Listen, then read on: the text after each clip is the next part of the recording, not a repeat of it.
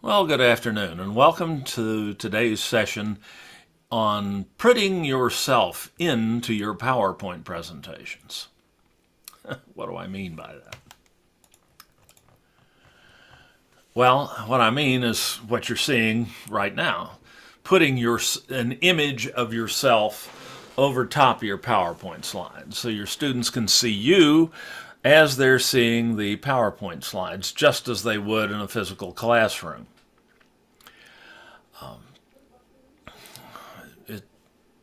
There's a little bit of extra bother in doing this, so why would you do that? Well, here are some good reasons. It does personalize your presentation. You're not just a disembodied voice narrating the slides. You're you. Your students see you, recognize you.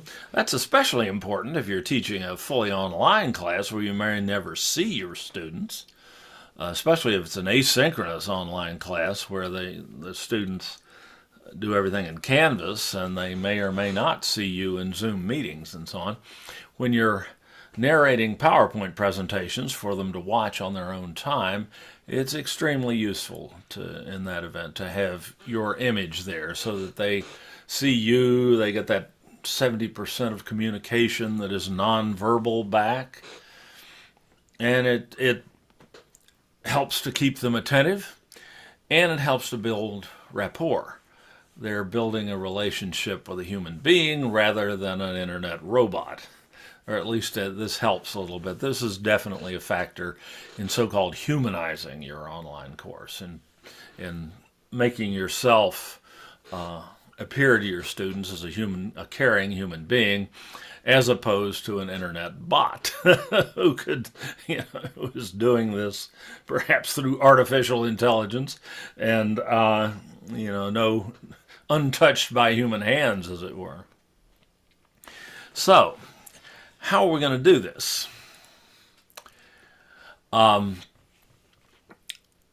For starters, if you're doing this in a live Zoom meeting, there's something you can ask your students to do that will ensure that they see you. And that is to go, and let me share my Zoom screen here. I'm not actually sharing my screen in Zoom right now. I'm providing this image through a video signal that is being received by Zoom as if it were a webcam, coming from a webcam. So I'm not actually sharing my screen, but I can do that still. I'm going to share my Zoom screen with you. Now you're seeing my Zoom screen. It looks a lot like what you were seeing a moment ago, but you're actually seeing what's on my monitor right in front of me, and I can then show you I can talk to you about what I'm referencing here.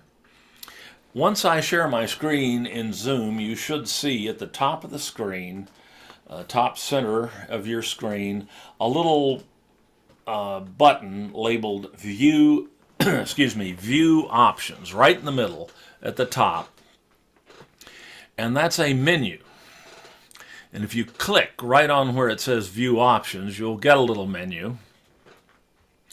And one of the options in that menu is side-by-side view.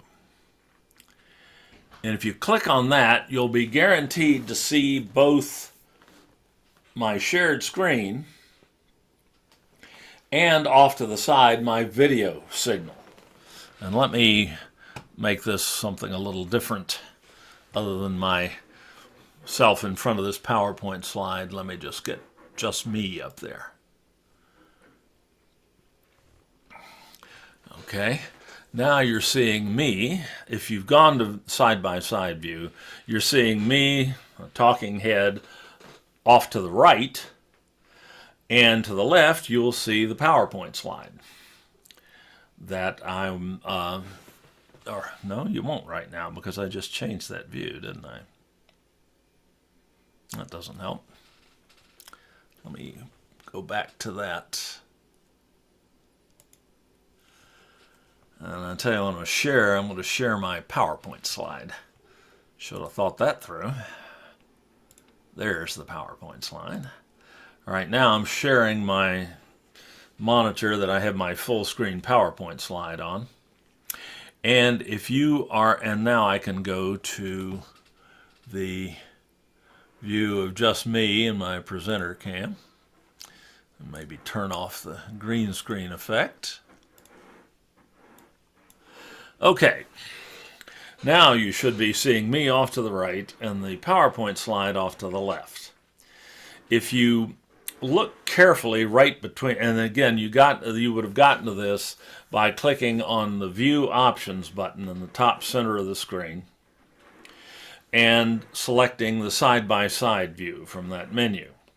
That assures that they see both you and whatever screen you were sharing, assuming you have your webcam on and you don't have your video turned off. In that event, they'll see you off to the side and your PowerPoint slide to the left. And that works pretty well. They can even control the relative size of the two displays. If you look carefully, and again, I can't share this with you during a session, but if you look carefully between the webcam view on the right and the slide view on the left, there's a little line, a vertical line. And if you mouse over that and click on it, you can drag that line to the right or the left. And that will increase or decrease the view on either side. Okay, Gabby, we're certainly recording it. And we'll certainly have it online as quickly as possible. But you'll have that capability to pull that vertical line back and forth. As you pull to the left, the webcam view gets bigger. You pull to the right, the slide gets bigger. So you can control the relative size of the two displays depending on whether the person is, like I am right now, just kind of holding forth and the slide is not the most important part of it. Or when they're talking actively about the different options on the slide, you may want to make that bigger.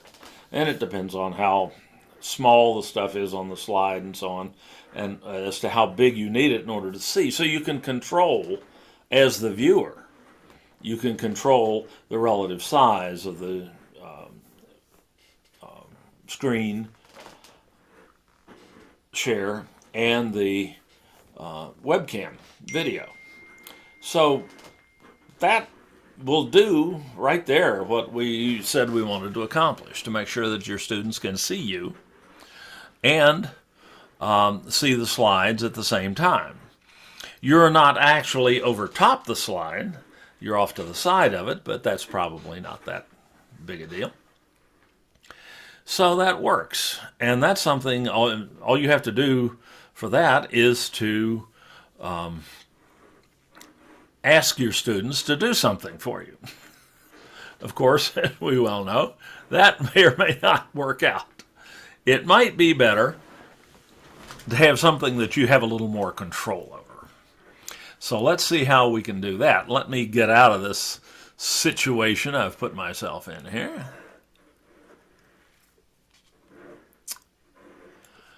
Get back to my display that I like to use and kill the screen share. Okay, now that's one option. Second option that you might consider is not equivalent to that one, but it provides you with a different sort of capability, and that's settings in your Zoom cloud recording options. If you want to appear if you record yourself presenting your PowerPoint slides and you want your image to appear above and to the right or up to the upper right corner of the PowerPoint slide as you're narrating in the recording. This doesn't work in a live session. This is something that would work that the students would see if you record yourself narrating your PowerPoint presentation and then make that recording available to them in Canvas or wherever, something we've certainly talked about many times in other sessions. And you can ensure that your talking head actually appears in that recording by making sure you have some settings in your Zoom account set just so. Let's pull that up.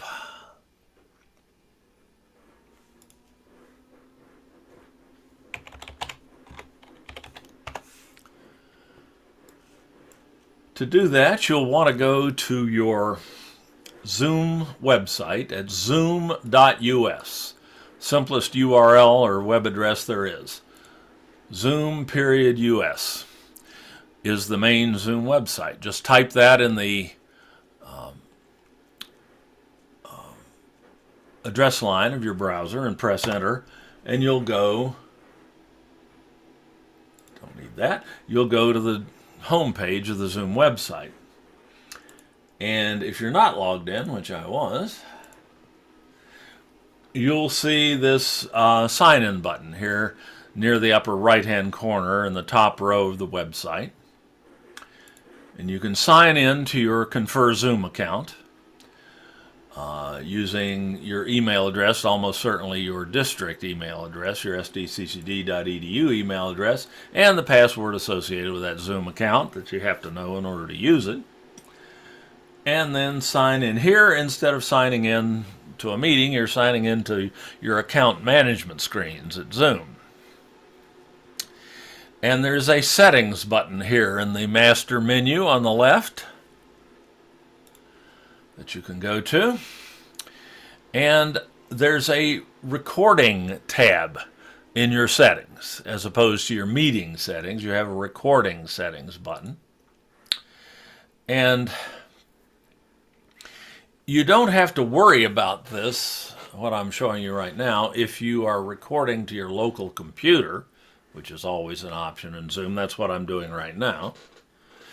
In that event, Zoom will automatically record what your webcam is seeing at the same time that it's recording your whatever you have, whatever you're sharing on your Zoom screen, your PowerPoint slides in this case. And you will appear in that recording, in the just above and to the right, or just at the top and to the right of the slides as you narrate them. Little tiny image, but visible.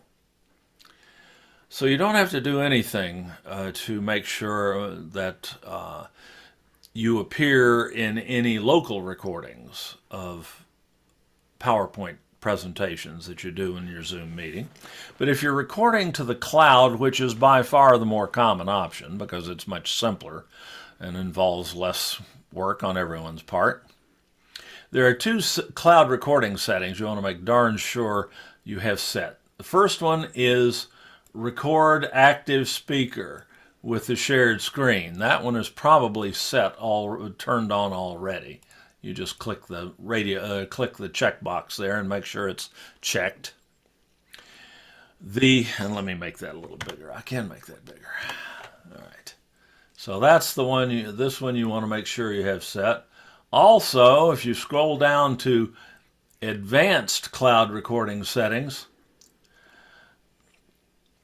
make sure you have selected record thumbnails when sharing. And this tells you that that includes a thumbnail video of you, the presenter, when the recording includes a shared screen. So with those two settings, you will appear in your recording. Again, this doesn't help you when you're presenting live, which is when you really especially want to, engage with your students and have them see you and see your facial expressions and your gestures and so on. But this is better than not having this. At least gives somebody who views this presentation later as a recording, the PowerPoint presentation later, gives them a look at you while you're presenting. So it's still useful to have. Yes, go ahead. Nope. You had a question there. All right. There is a way for you to appear live in your Zoom meeting, in your Zoom, in your PowerPoint presentation, as you're giving it live during your Zoom meeting. You can get something that looks very much like what you're seeing right now. But this is not, I'm not doing this through Zoom. I'm doing it another way that I'm going to show you here in a little bit. But you can get something pretty close to this just using Zoom. And you do that. To show you how to do that, I'm going to need to change my video that I'm showing you here again. Go back to my presenter camera and turn off that green screen effect. And here I am sitting in front of my green screen. You don't strictly have to have a green screen to make this work. If you don't have, the physical background behind you is not too busy, if there aren't too many objects in it, or too many colors, especially if it's like a rainbow behind you or something, you're messed up. This is not going to work. But if it's kind of like a beige wall is almost ideal. It's almost as good as having a green screen. But even if you have some furniture and other things in the background, as long as there are not too many colors, and if your computer is fairly powerful, you can do this, what I'm about to show you, without a green screen. But a green screen works better.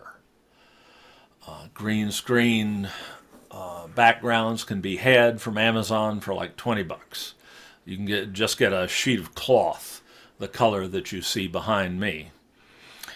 The only reason they use that color, by the way, you could theoretically use any solid color, but they use this color for this effect in most cases because nobody would be caught dead wearing that color, except maybe on St. Patrick's Day. So so you can get a green drape to put behind you. You can just tack it on the wall, or run a clothesline between two pieces of furniture and put it on that. Or hang it over. I've seen people just hang it over a door that they were sitting in front of. Any of that would probably work. And you'll get a better result than if you don't have a green screen. So how do we do this? Well, to show you that, I'm going to need to share my screen for a second and then juggle some shares, so bear with me. I'm going to share my Zoom screen with you. Make sure I got the right one. All right, now you're seeing my Zoom screen, so yeah, I can show you my Zoom menus and so on. Let me show you how I'm doing this. I do this by sharing my screen again. I'm going to change my screen share here. I'm going to go to my share screen button, the green button in the center of my Zoom menu down here. And if I click on that, I'll bring up my select a window or an application that you want to share box, the box where I pick what I want to share. Normally I would share one or more of I have 3 screens on this computer. You may well just have one. You'll see that here as an option. You have a whiteboard option, an iPhone option, and you'll see whatever applications you have open as well as options. And I don't want any of these options right now. I want to go at the top of the share selection box here to my advanced options. You know you're in trouble when you have to go to advanced, but this is not too bad. I want to click on advanced, and I want this puppy right here. This one that says it's in beta. It's been in beta for 2 years. I don't know if it's ever coming out of beta, but it seems to work fine, so I don't worry too much about that. Beta usually means it's not quite ready for prime time, but it seems to work quite reliably. You select that option to share, and then you click the share button in the lower right-hand corner of this selection box to actually activate the share. But the first thing that happens when you click that share button is that PowerPoint asks you I'm sorry, Zoom, not PowerPoint, but Zoom asks you to find a PowerPoint presentation on your hard drive to use as a virtual background. You're familiar with being able to put a picture of the Golden Gate Bridge behind you, probably, or maybe images that you have uploaded to your Zoom client. But this is an option that allows you to put your PowerPoint presentation behind you as a virtual background. So you just have to find a PowerPoint presentation. I've got mine in my documents folder here. I just scroll down and here's a bunch of them. Let me just pick one at random here. Open it. Okay.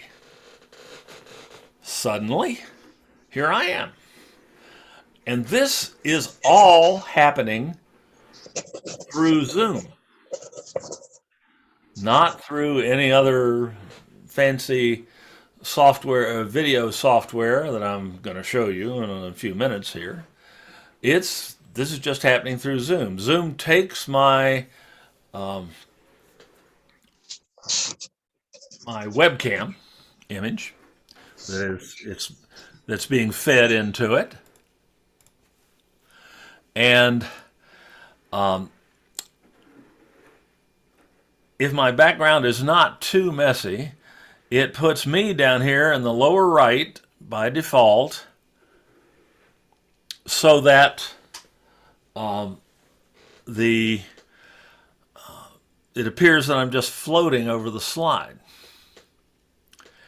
What you can't see here that I can't share with you is just to my left here at the bottom of the screen, there's a pair of little arrows that allow me to advance or retard my slides, go forward or backward among my slides. And if I click the right arrow, I can go forward, go through my PowerPoint presentation. This is just a short little demo presentation. I can go backwards. I have left and right arrows down here below, just to my left, as you see me here. And as you narrate the presentation, your students see you. You're floating over the presentation. It's really pretty cool. And it doesn't require any extra software, any learning curve to speak of, except finding that PowerPoint as virtual background option in your share box, your share selection box, by going to the Advanced tab. And it works. Zoom puts your image in the lower, your webcam image in the lower right-hand corner, because that's the least used area in most PowerPoint slides. But you don't necessarily have to put yourself there. If you as the host click where you see yourself and hold the mouse button down, left click on a 2-button mouse, you left click and hold that down, you can move yourself around. I'm just looking over my shoulder here to make sure this is coming through. I've got another computer over here logged into the meeting so I can see what you all are seeing for sure. All right, so I can put myself in anywhere, in any corner, move myself around just by clicking and dragging myself around. What I can't show you here is that when I click on myself, a little rectangle highlight comes up around my image with little squares at the corners of the rectangle that I can mouse over and click on, and I can make myself, if I'm covering stuff up, I can make myself smaller to keep myself out of the way, or larger as is appropriate. I can even make myself quite large. And then if I've got my webcam, maybe I adjust my webcam a little bit so I don't cut my head off, I can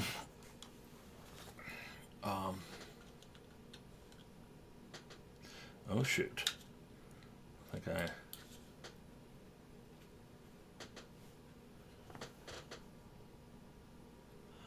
Oh, yeah. Had a battery die on me here because I left something on. But I can stand up and go over here. If I have a big enough background area, I can stand up and I can move my chair out of the way, I suppose, but you get the idea. I can interact with the PowerPoint presentation very much as I could in the classroom, where I'm up here. I can talk, and I can do this in real time. I can point at different parts of the presentation. I can move my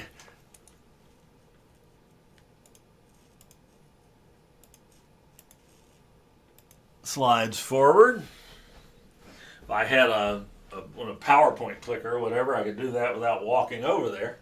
And I can point at the bullets on my slides as I talk about them. And I can interact with them I can go across here. If there's something up here at this corner of the screen, I can point at it. Where have you seen this trick before? You may have to unmute yourself to answer. You see it every night if you watch the evening news. The weather girl or weather guy? The weather person. Sorry. Now. The weather person, right.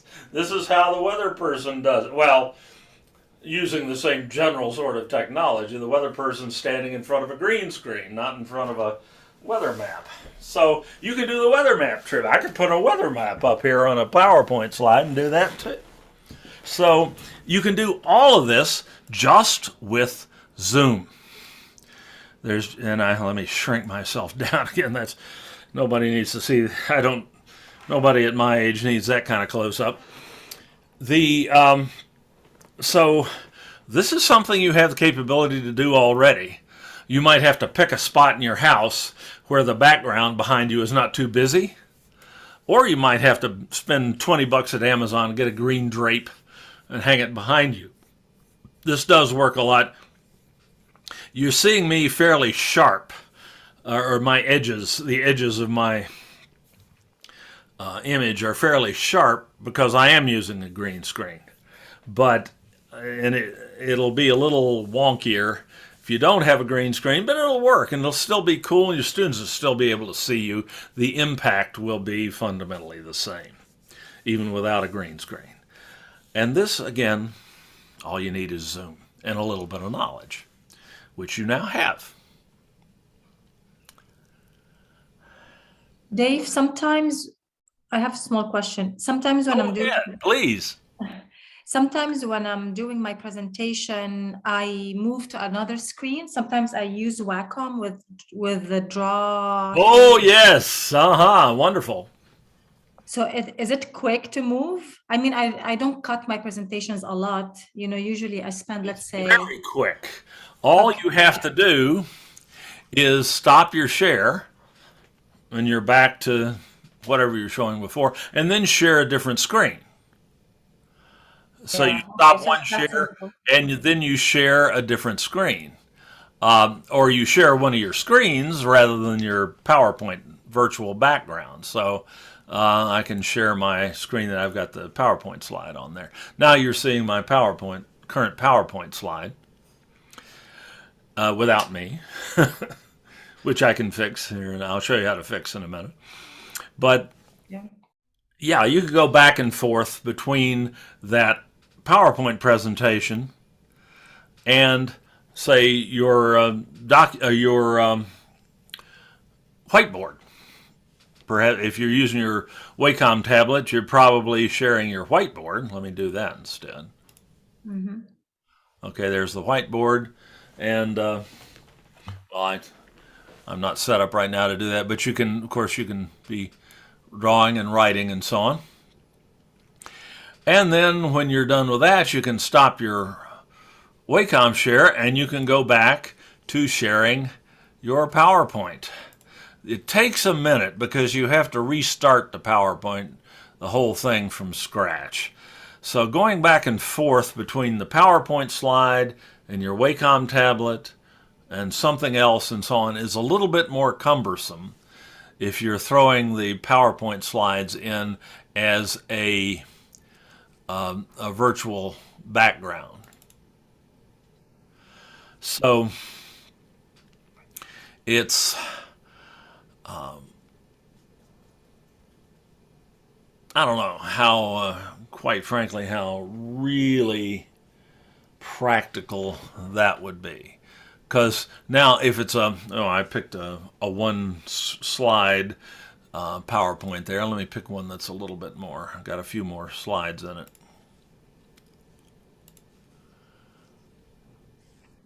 Use that same one again.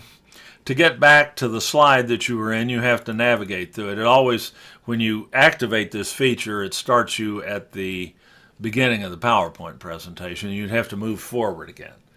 So that's a really good question. It's a little less than ideal if you're planning on interspersing your PowerPoint slides with other resources you want to show your students. But there's a good way to do what you're talking about. It just involves a piece of software other than Zoom, used with Zoom. And the best news I have for you is that the piece of software that I'm talking about is completely free. And it runs perfectly well on a PC or a Mac, either one. But it does have a little more of a learning curve than what I'm showing you with PowerPoint right now.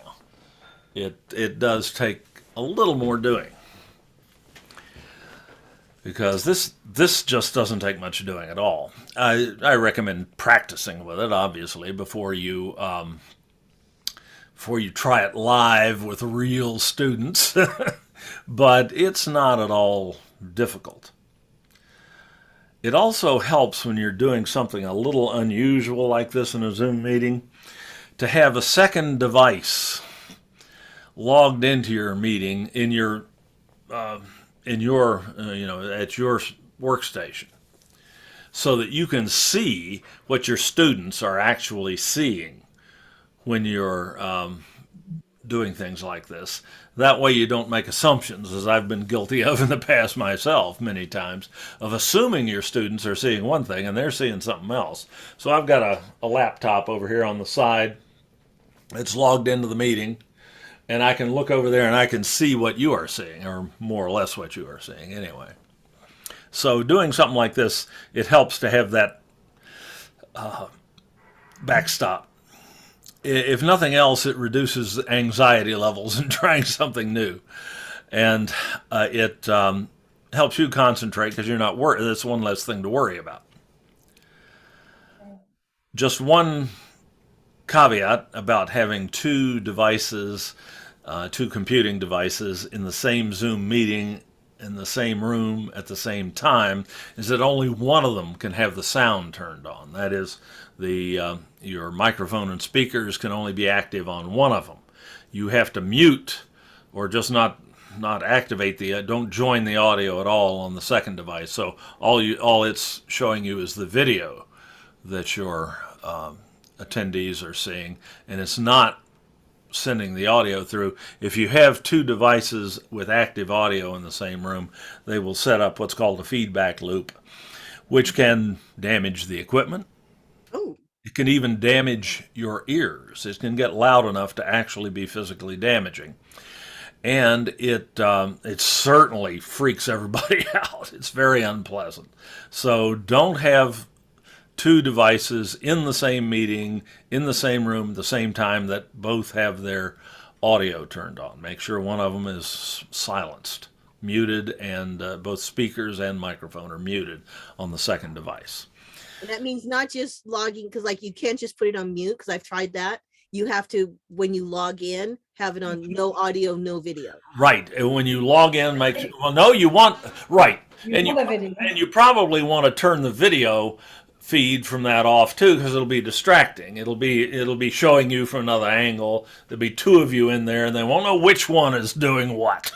So, it's better to shut all the media off, the microphone, the speakers, and the video, and then you just see what the screen is displaying, and that's what you want That's what you want. Yes, somebody had a question. I think.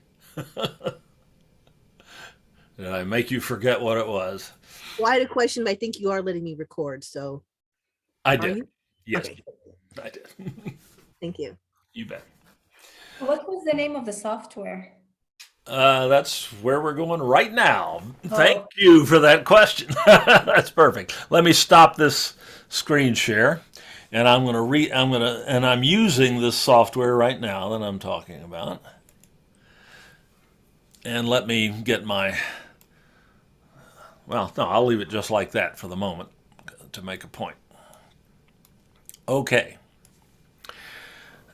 Now, for this part of the presentation, I hope you are in speaker view in your Zoom meeting. If you look to the upper right-hand corner of your Zoom screen, you'll see a little button labeled View.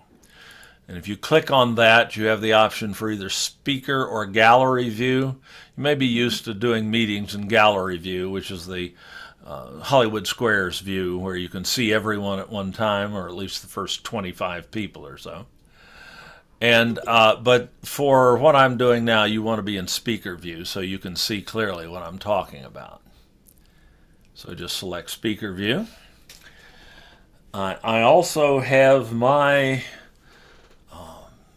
video spotlighted. I do that by clicking on my own video display, right clicking on that, and selecting spotlight for everyone. And that allows you to ensure that your video feed is seen by everyone continuously, even when other people are speaking. So you're not being bounced off of the screen periodically when people ask a question and things like that. If you're presenting like this using your Zoom video to show screens and other things, you want to be spotlit so that everyone's going to see your video feed all the time. So, and how do you do that? I'm sorry. how do I do that? I go and I find when I'm just starting the Zoom meeting, I look up at the top of the screen at the little thumbnail of video up there, and I look for me.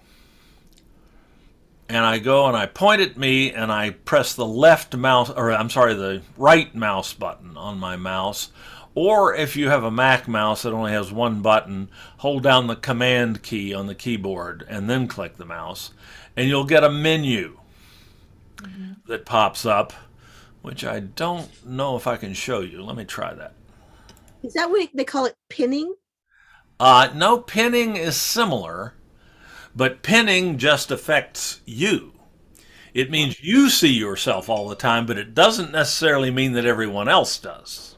Okay. Everybody else will only see you when you're the one speaking. Spotlight is one step beyond that. Spotlight affects everyone, not just you, but everyone in the meeting. And let me see if I can show that. I'm not sure if I can or not. I'll find out here. If I go to, let me go to Tanya here. If I point at Tanya and I right click on Tanya, yes, you see that menu that pops up. And there's an option here to, if I were not already spotlighting myself, it would just say spotlight video for everyone.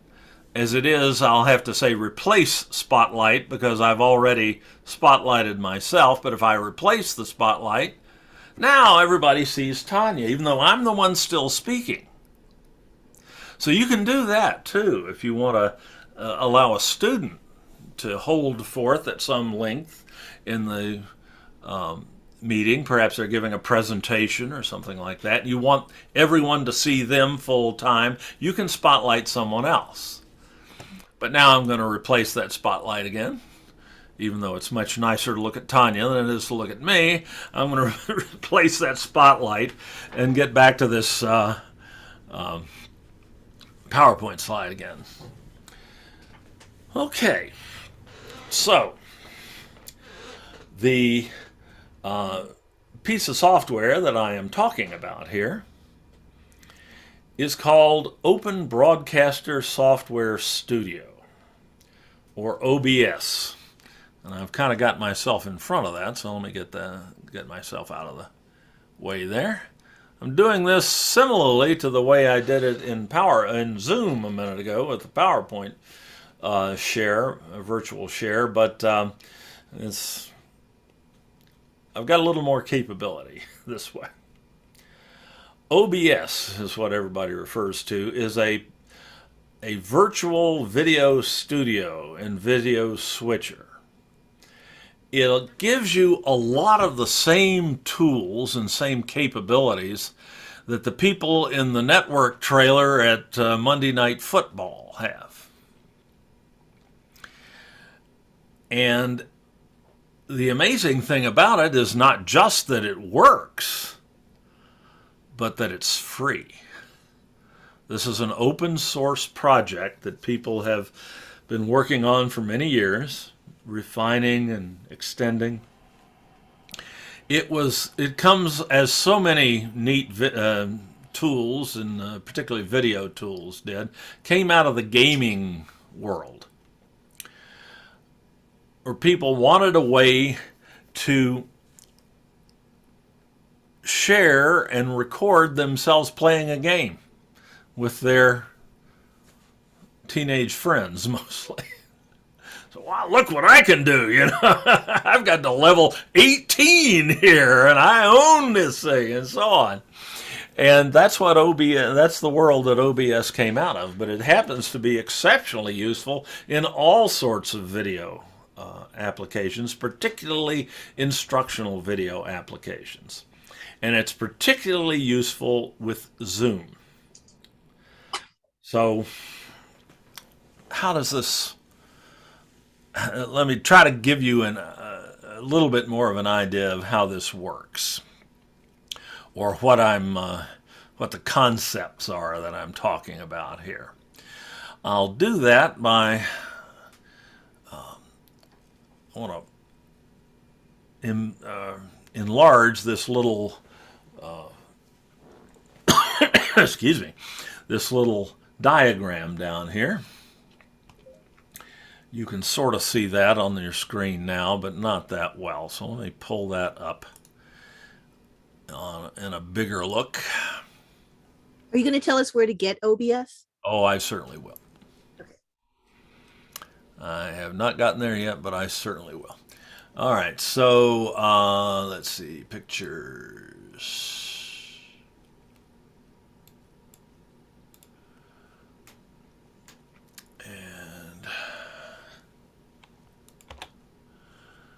OBS diagram. There we go. Okay, that's better. Figured that out. Took a little doing, but I figured it out. Okay, this gives you a conceptual diagram of what OBS is. It's here sitting in the center. It's a piece of software. It's a program that you run on your computer. And it serves like a video studio. In that you can send video from any number of sources, like like a webcam, or the built-in webcam in your laptop, or a camcorder. You know, if you still have one of those laying around. You can even do this with your iPhone. You have the cable, the media cable that plugs into the lightning port on the iPhone and comes out to an HDMI cable. You can also input the video displaying on one or more of your screens into OBS. And you can add these as what are called sources in OBS, that you connect them to OBS. The cameras you may have to connect physically. With the built-in camera in your laptop, you don't have to do any physical connection. It's automatically connected to your laptop. but an external webcam like this little C920 here from Logitech plugs in to a USB port.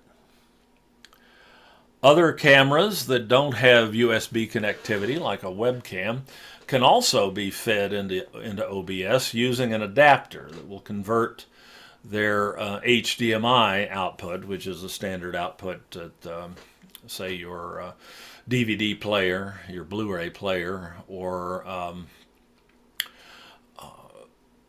your Roku box, your TV tuner box, whatever, is connected to your TV screen by an HDMI cable. What high definition media interface, I think it stands for. And it's a standard connection type cable now, and you can adapt an HDMI output from a any standard video device to USB so that you can plug it into your computer and feed that image into your computer. And you can have far more than just the 4 that I'm showing here. There are tons of different kinds of devices you can connect to OBS as video sources. And as far as I know, there's no limit to the number of video sources you can have.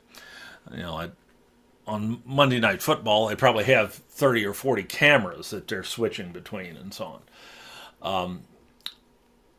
I don't recommend it, but you could, with a powerful enough computer, you could probably, and a bunch of USB hubs, you could probably do that as well.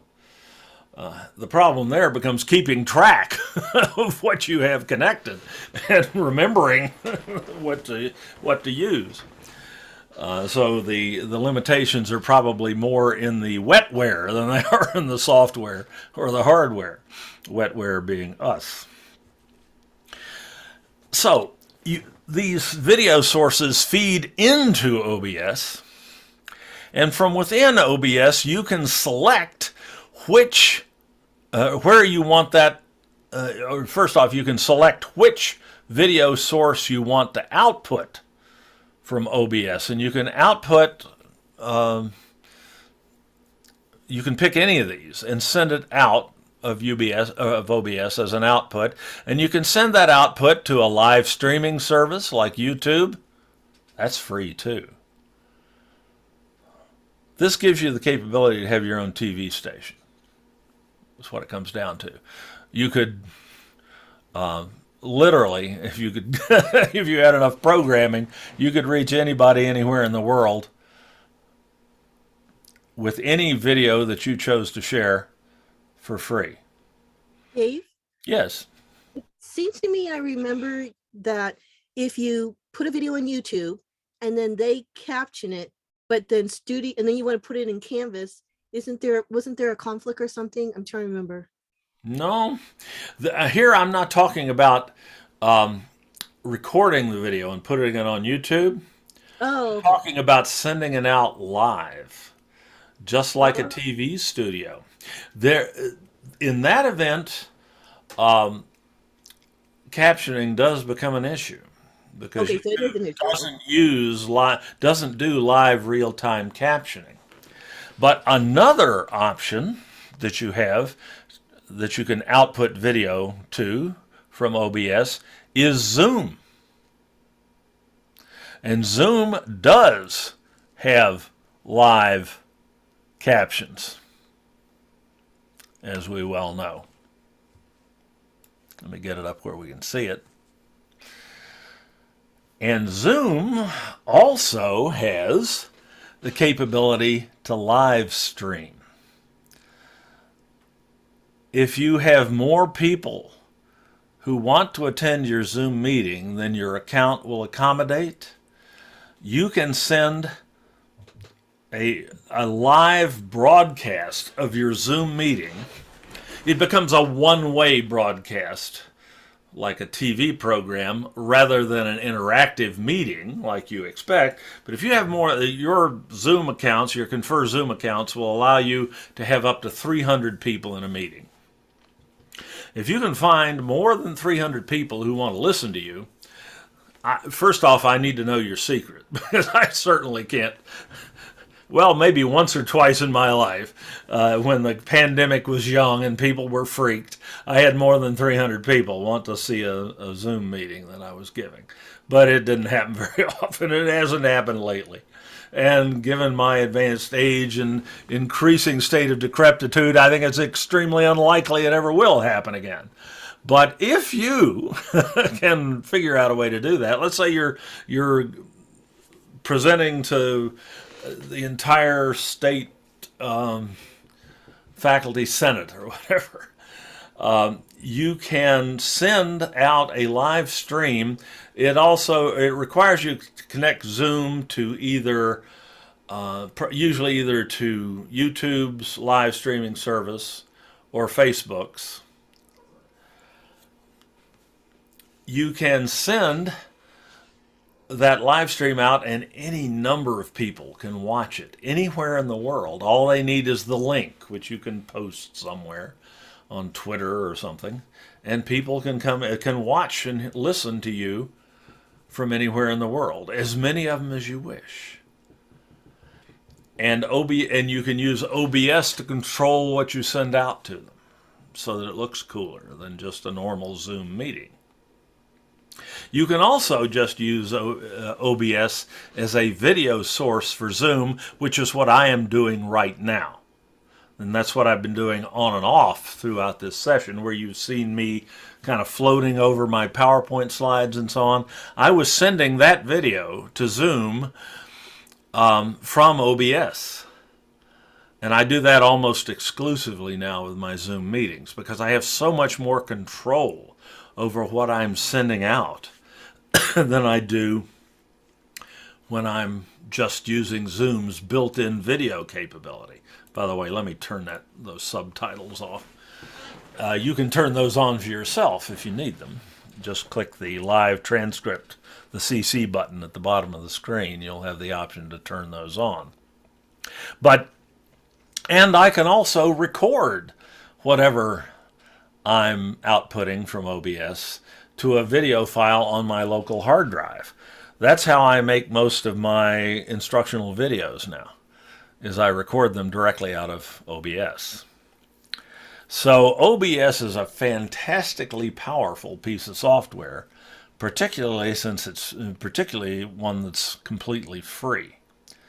So how do we get it? How do we set it up and use it and so on? Well, I'm actually going to cover that in great detail in tomorrow's session. And let me see when that one is. I think it's at 2 o'clock. Let me verify that.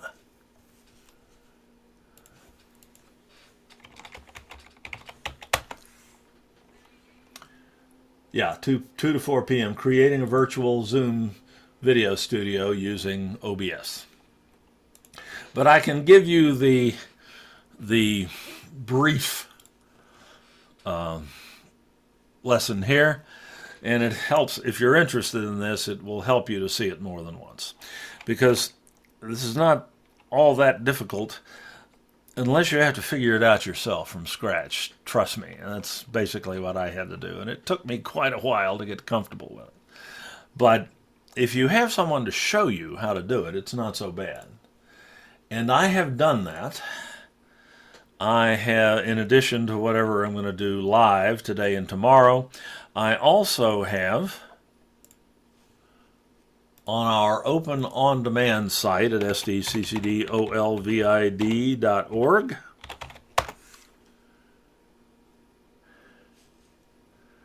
Put that. I always try to put that in the chat tool at least once during the day.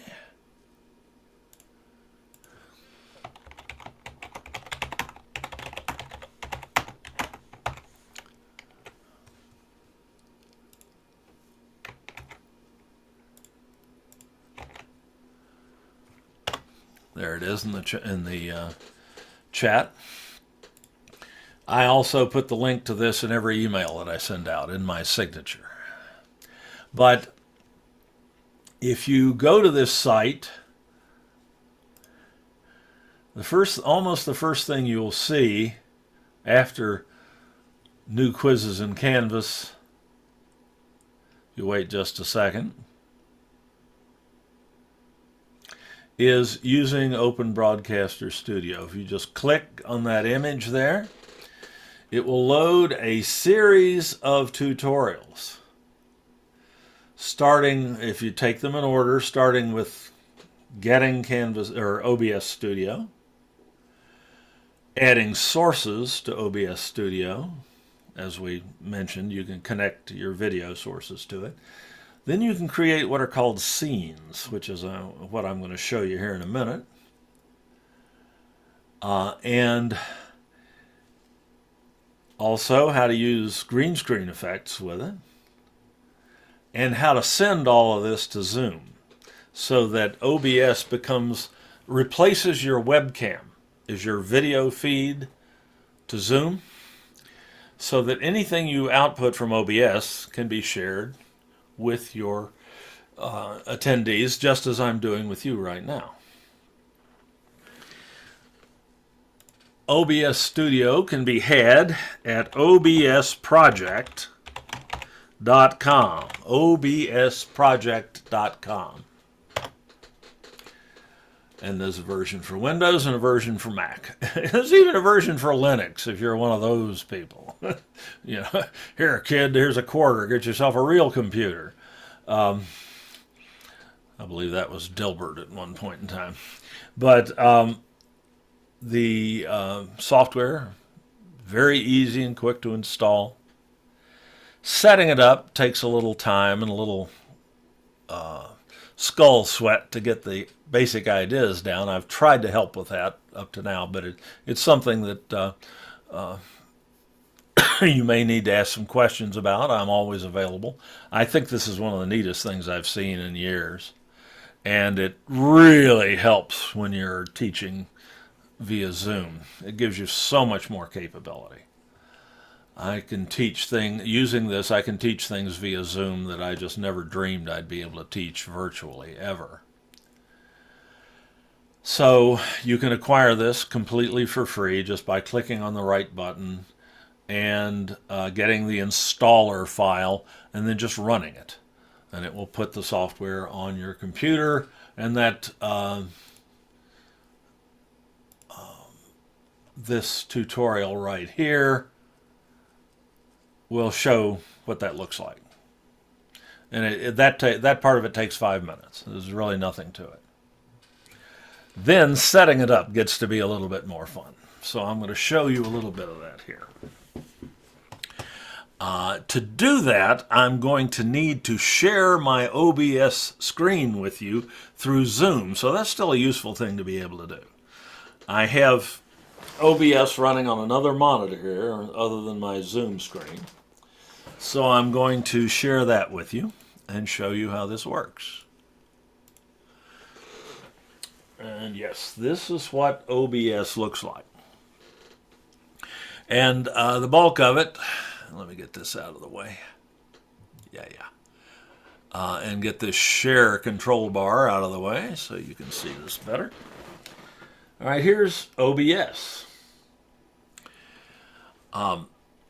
This is the bulk of the screen is taken up with the video preview window that shows what you're outputting from OBS. Even if you're not sending it anywhere right now, it's what you would output from OBS if you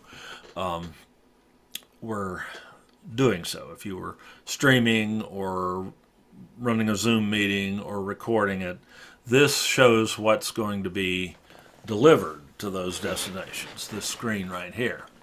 The operational part of OBS is mostly down here in this lower third of the screen. And this audio mixer here, I'm not going to worry about right now. And indeed, if you're using OBS with Zoom, you don't have to worry about that at all. You can let Zoom handle your audio, just as you always have. So just ignore that part, all the pretty colors and jumping lines and things like that. You don't have to worry about that to use OBS with Zoom. The heart of the program are these two boxes right here, down in the lower left. Sources and scenes. Sources is the simpler idea of the two. Those are just the video sources, the video outputs that you are taking into OBS so that you can use them. When OBS first installs, you'll have no sources. This square, this rectangle will be blank. You'll have one scene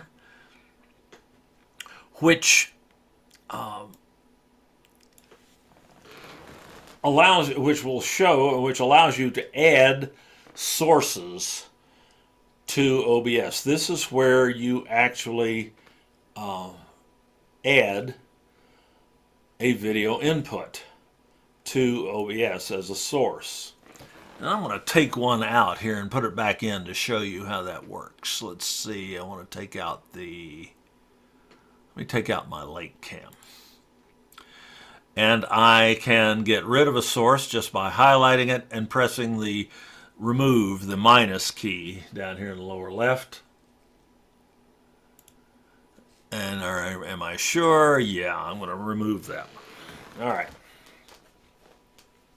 How do I add a source to OBS? Well, I go to the sources box. While I'm in this default or master scene at the top of my scenes list here, and again, that's all that's going to be there when this installs and it's brand new out of the box or out of the virtual box. You're going to have one scene labeled scene here and nothing here. To add a source, to connect a video source to OBS, you just press this add key, the plus sign. That's simple enough. And you're given all the types of video sources that you can add to OBS. Don't freak out. There are only a couple of these you need to worry about. This presupposes, however, that I have physically connected my video sources to my computer so that OBS can access them through the computer operating system. In the case of a webcam, an external webcam, that would just mean plugging it into a USB port. In the case of a built-in webcam, like the one in your laptop, you don't have to do anything. That's already in there, and OBS already has access to that if you if you add that as a source to OBS. So to add a camera, like an external webcam, to OBS, you add what's called a video capture device. A video capture device is a camera in the vast majority of circumstances. They don't say camera because there are other types of video capture devices you might use. This could be a DVD player, for instance. Though you have to, we're not going to go into that. But anyway, or it could be an Xbox or a PS5, a gaming console or whatever. But in this case, we're adding a camera. And that's what you would mostly be doing using OBS with Zoom. So I select video capture device and I click on it. And I'm given the option either to create a new one or an existing one. Or to hook up a new one or an existing one. At this stage, it would be creating a new device. And I'm going to call this one Camera on Lake. I can call it anything I want to. I can call it Fred if I want to. This is just something to help me remember which camera this is. I click OK. Then I have to tell OBS which camera I want to add. And this list right here where it says device will give me a list of all the cameras I have available. And I picked a bad one because this camera actually could be one of two. Let's see if I can guess right, that have the same name because they're connected through a similar type of device. Let me just try this. That doesn't look right. That didn't work.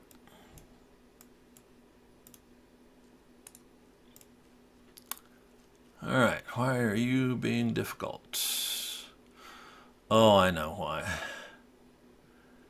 Because that's being used in another scene, and I should have thought that. Okay.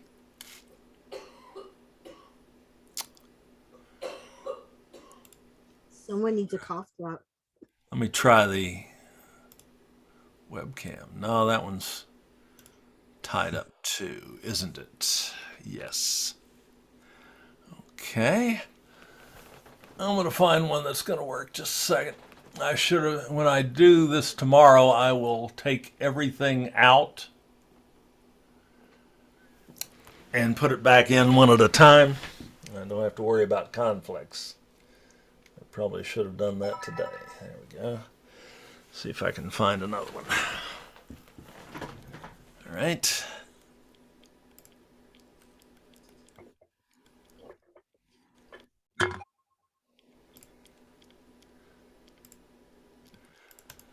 Oh, darn.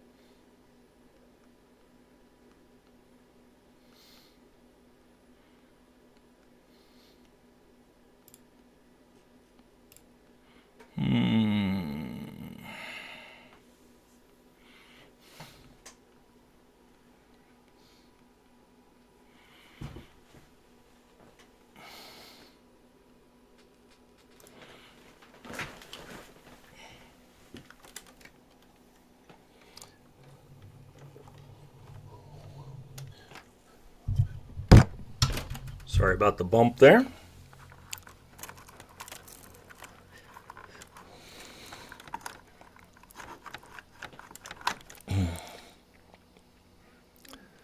Just plugging and unplugging something, that's always worth a try.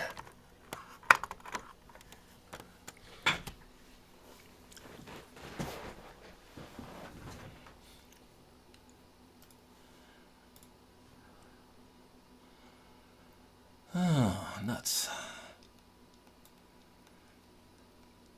Okay, I'll tell you what I'm going to do. I'm going to discard those changes. Since I'm sharing this screen now, I'm going to go ahead and kill OBS for a second. Everything just goes black, or you get a little logo that shows that Zoom is looking for OBS but can't find it. And I'm going to start it again and see if I can get it to work once I do that.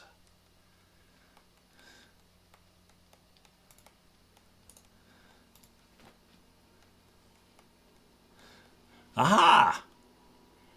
Let's try the lake cam.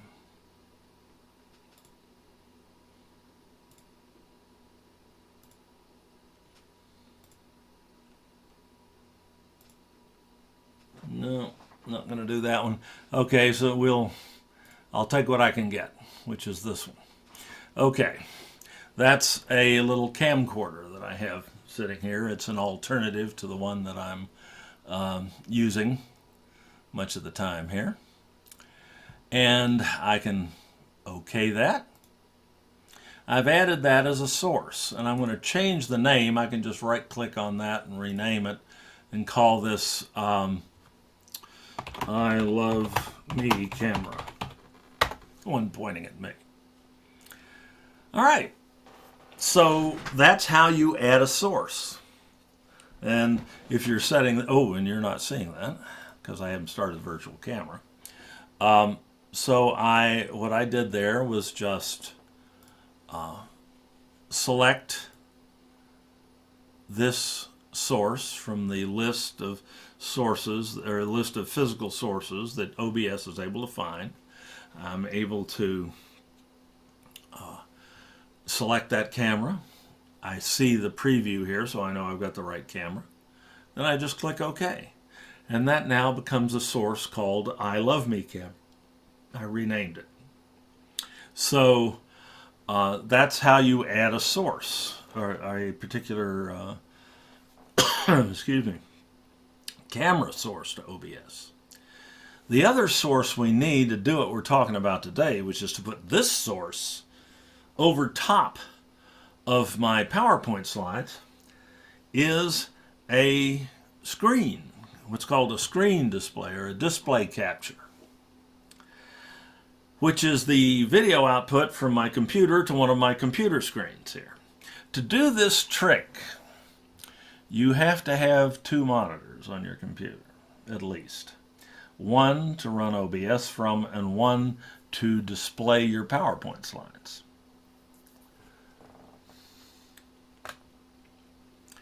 Like so. Whoop. Okay. The leftmost monitor here, I've got OBS running on. The center monitor, I've got my Zoom meeting running. And the right-hand monitor, I've got I can have my PowerPoint slides.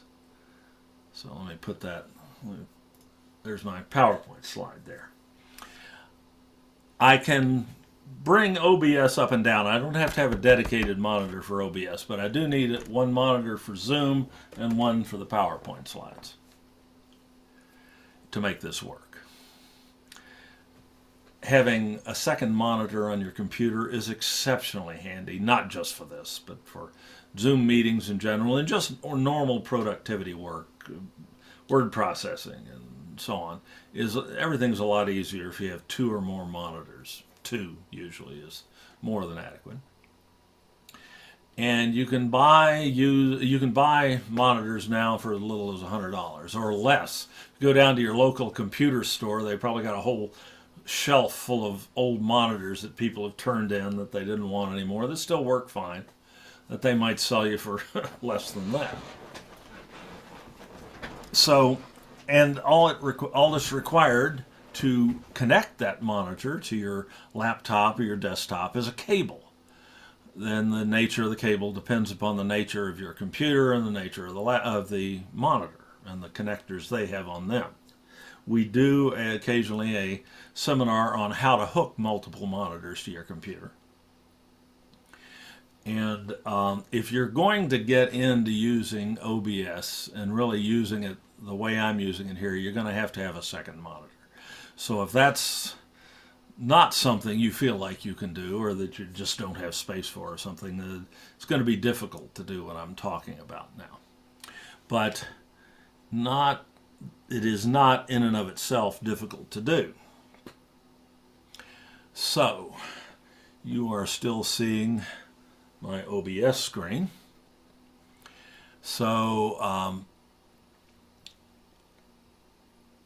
I have to also have, as a source, a so-called display share.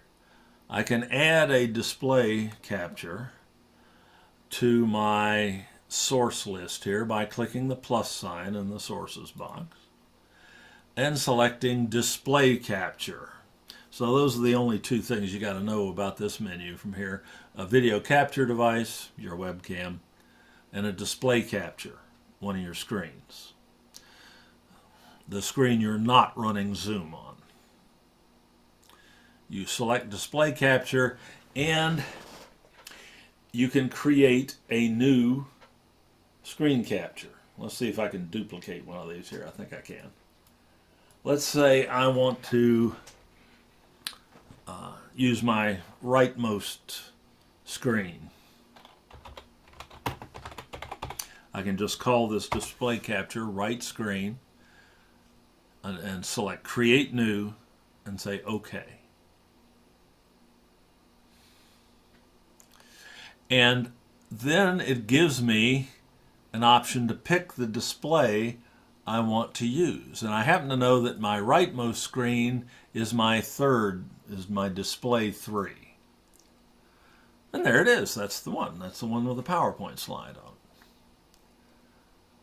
And then I just say, make sure that capture cursor is checked so that I can point to stuff on that screen, and my pointer will be visible to you.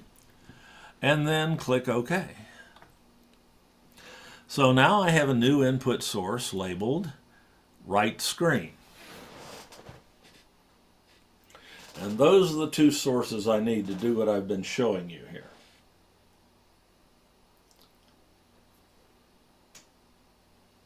All right. So, but that's just the first thing you have to do in getting this to work. You can't really use these sources from the sources box here. You've got to create what are called scenes.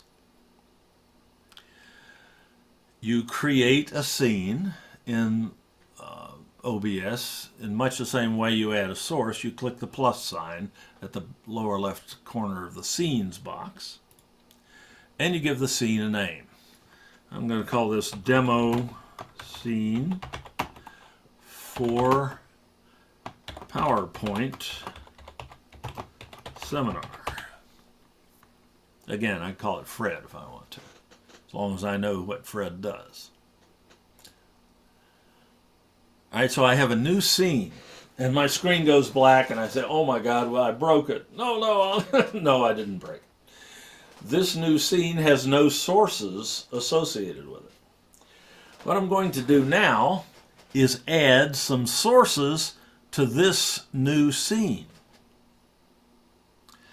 I'm going to start by adding a display capture source that I just created. And here are the ones that I've just created. I just created the one called right screen. So I'll click Add Existing at this stage and click right screen. I could create a new one at this point and do that whole process in one step instead of two, but I'm trying to separate them out logically so it's easier to understand what's going on. But since I just created this right screen source, I'm going to use it. I'll click Add Existing and click right screen and click OK. And boom, now OBS is displaying, outputting my rightmost screen that happens to have my PowerPoint slide on it right now.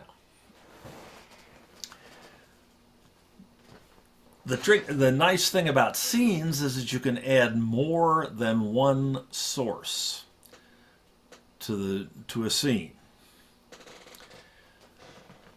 This used to take a gigantic studio switcher the size of a grand piano that cost hundreds of thousands of dollars to do this kind of what's called a digital video effect, or just a digital effect, a DE. But I can do it with OBS now for free. All I have to do is, in the sources box here, add another source to this. And this time I'm going to add a camera, a video capture device. And it's an existing one I've already created. I'm going to add the I Love Me camera. I select Add Existing and click I Love Me camera and click OK. And boom! And you say, oh my God. Okay, fine, you replaced the PowerPoint slide with yourself. But that's not terribly helpful. I can't see the PowerPoint slide anymore. OBS is not outputting the PowerPoint slide anymore.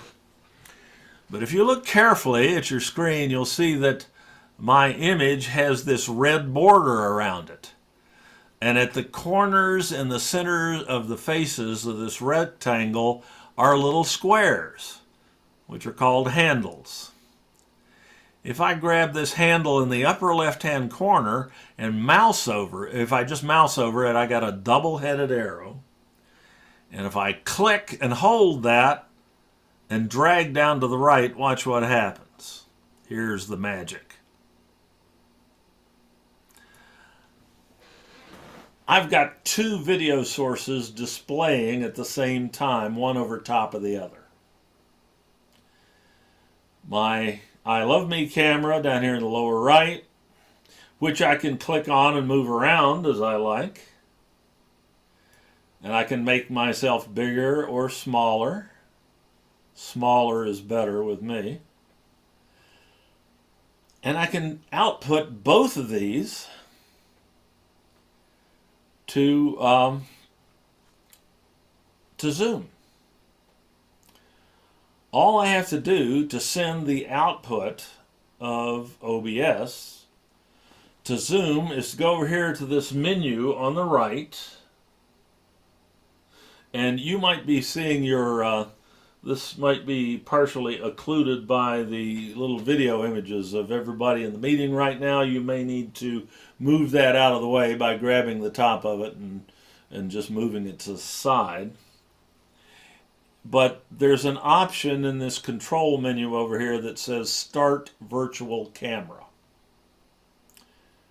And if I start the virtual camera, now I'm sending, now that the output of OBS appears to the computer like another webcam.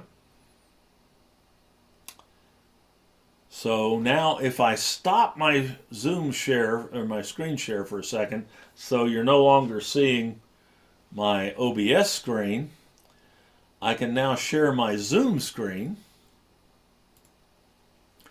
And I just go to pull in, as I'm doing right now, to pull in the video from OBS, the output from OBS. I just go to my video settings menu, which is just to the right, the little camera down here. And why am I still, oh, I haven't stopped my sharing. I shared the wrong screen, sorry. All right. Oh, that's interesting. Huh. Why are you doing that? I should be sharing my Zoom screen. I'm still sharing my OBS screen. I don't know quite why. Let me see here.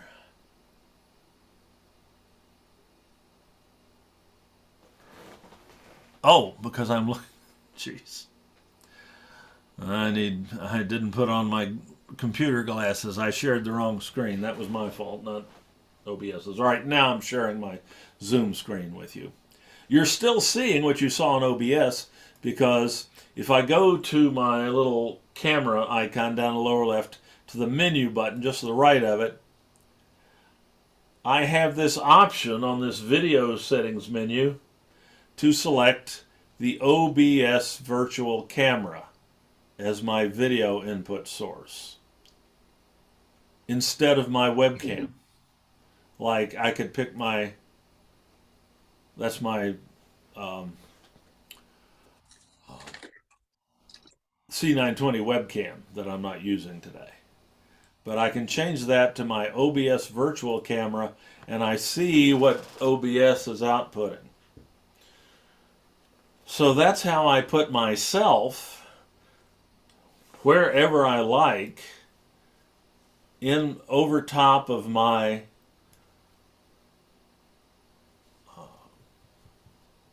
in this case my PowerPoint slides. Dave, so how did Zoom recognize OBS? I mean, OBS is a That software happens running. as soon as you install OBS on your computer. Okay. OBS virtual camera will appear as an option in your Zoom video camera menu. You don't have to do anything to make that happen other than just install OBS.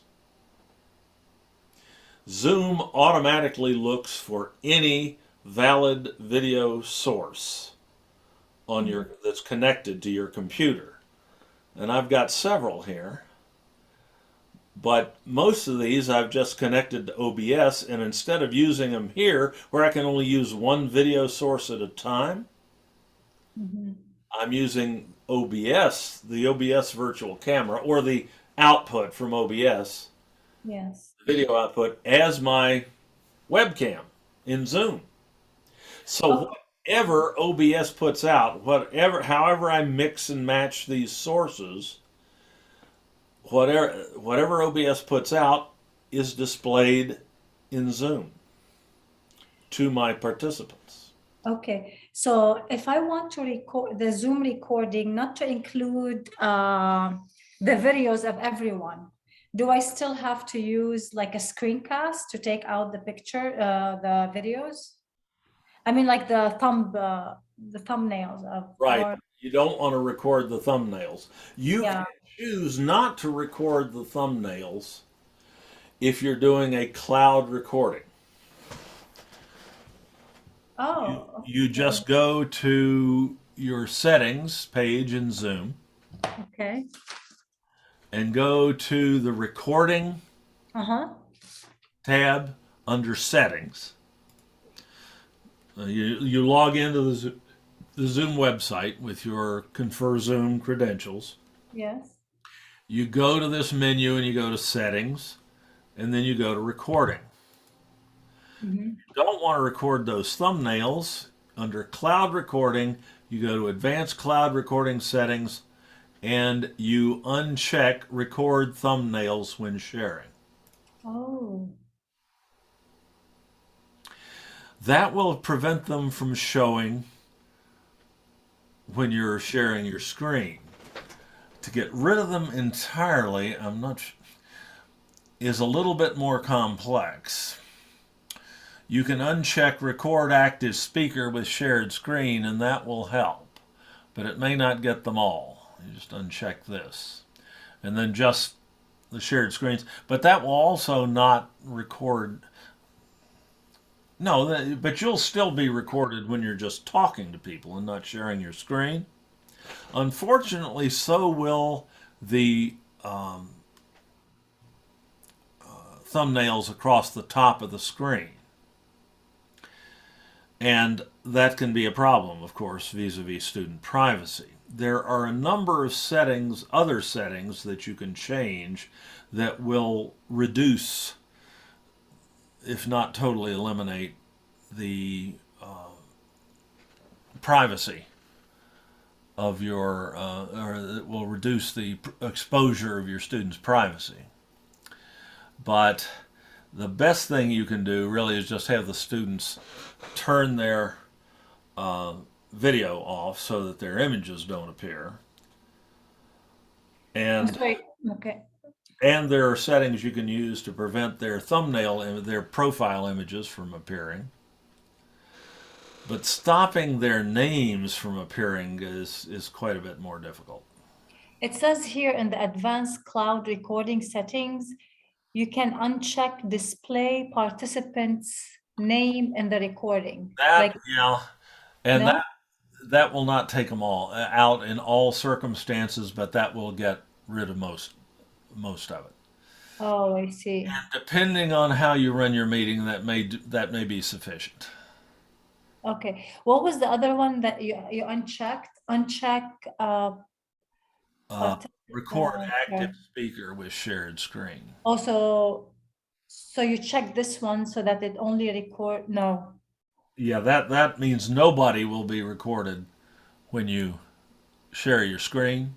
No webcams will be recorded. Also, I unchecked, whoop, You sorry, uncheck something else. record Yes, okay. thumbnails when sharing. And just try this and see. It depends a little bit depends on how you run your Zoom meeting. So Uh-huh. try it. Do a sample recording. Just log in yourself with a couple of different devices and Mhm. try it and see if the way you run your meetings eliminates all display of your students. Okay, It, thank you. it's it's a little challenging to do.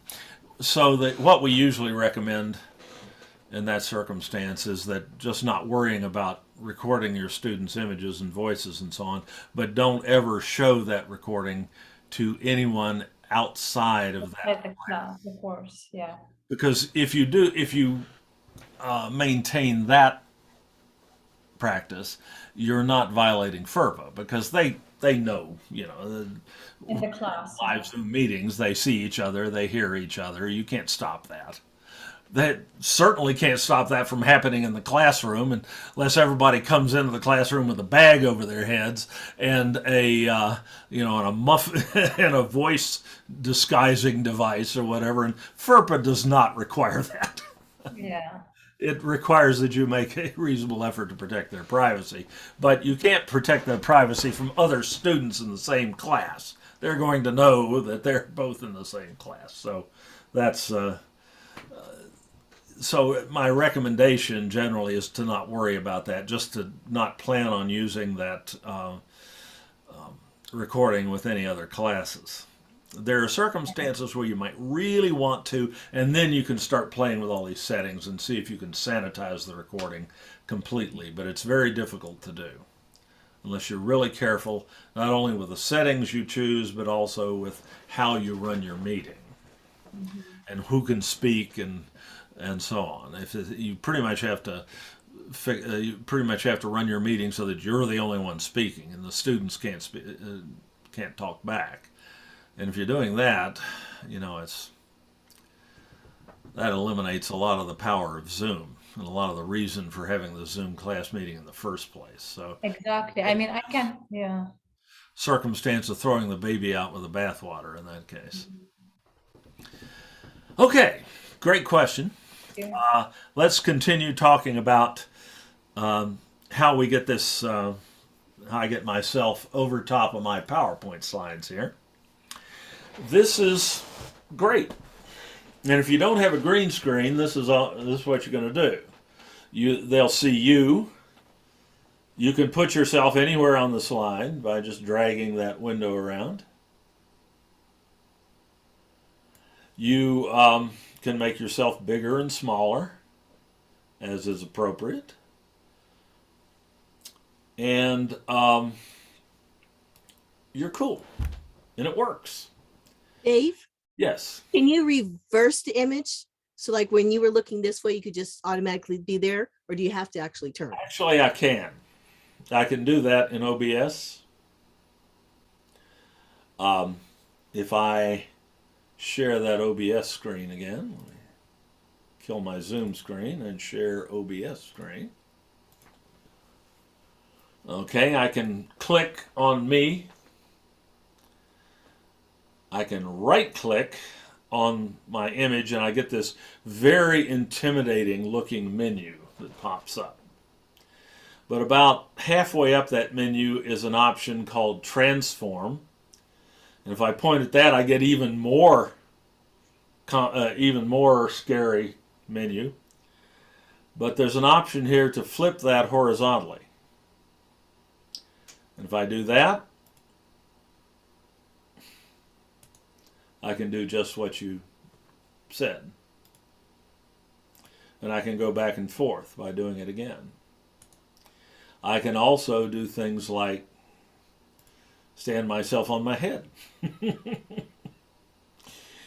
This program has amazing capability, far more than I have been able to figure out on my own to this point. But I figured out how to do certain things and how to teach others to do that. But if this is a rabbit hole that you can fall down and spend a lot of time learning all the capabilities of OBS, because it literally, like I say, has most of the capability that the director of Monday Night Football has in the network trailer outside the stadium. And you have access to all that at your fingertips for free. And all you have to do to switch between the various different views that you might use in or various different scenes you might display in your Zoom meeting is to switch between the different scenes in that you may have created in OBS. Like here's one where, whoops, apparently I've gotten rid of myself. I can add, let me add my I Love Me camera back into that.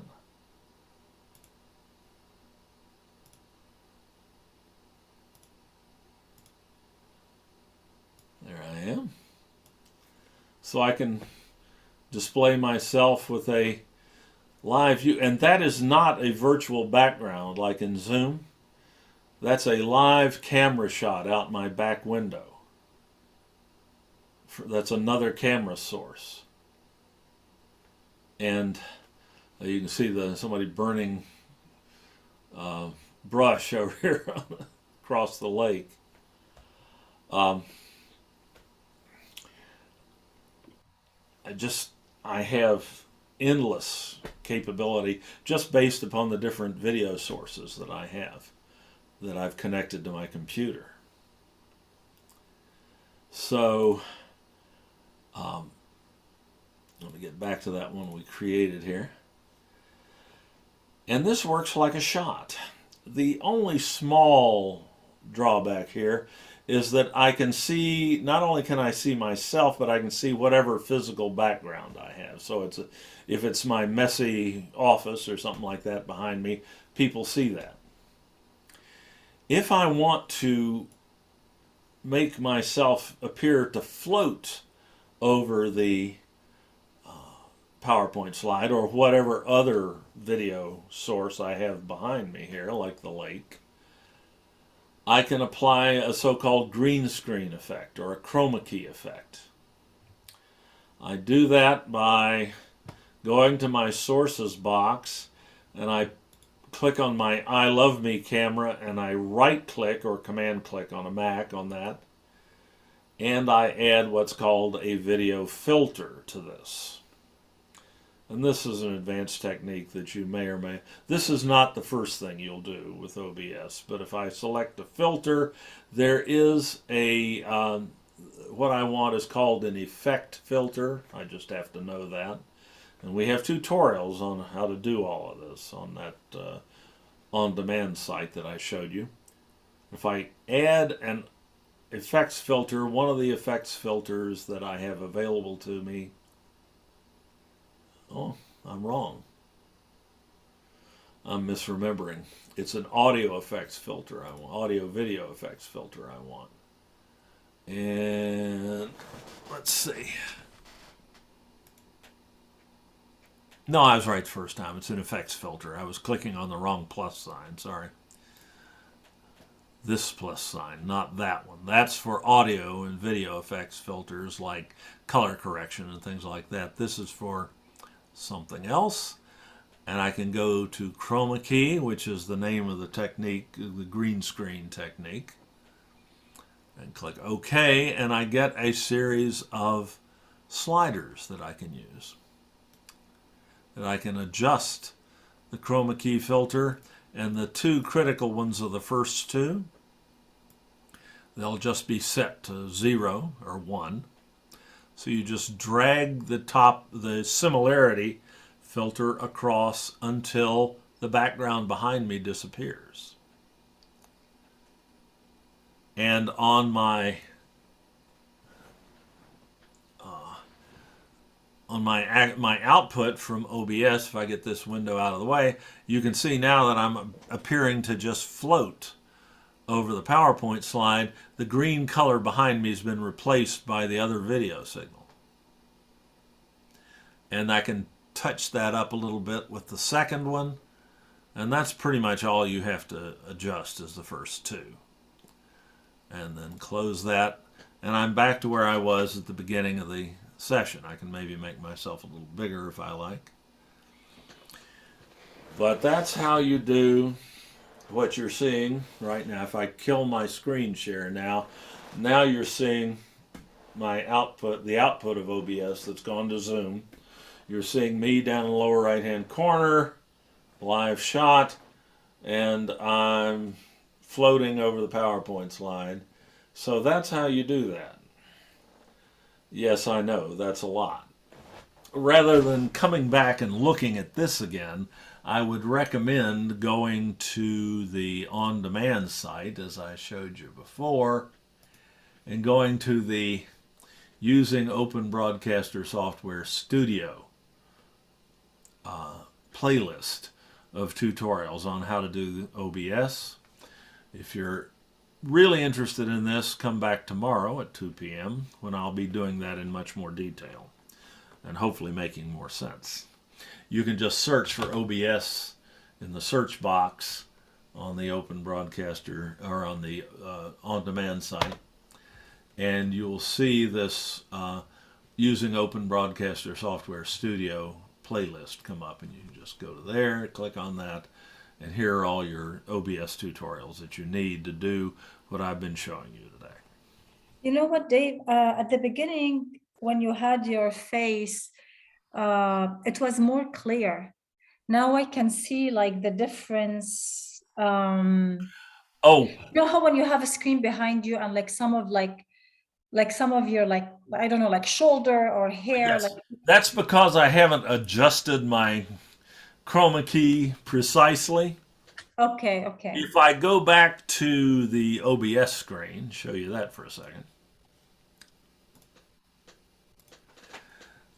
and go to that filter Okay, and tweak this a little bit.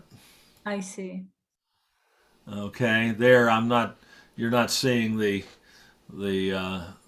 Okay, yeah. something shining through my hair there quite as badly.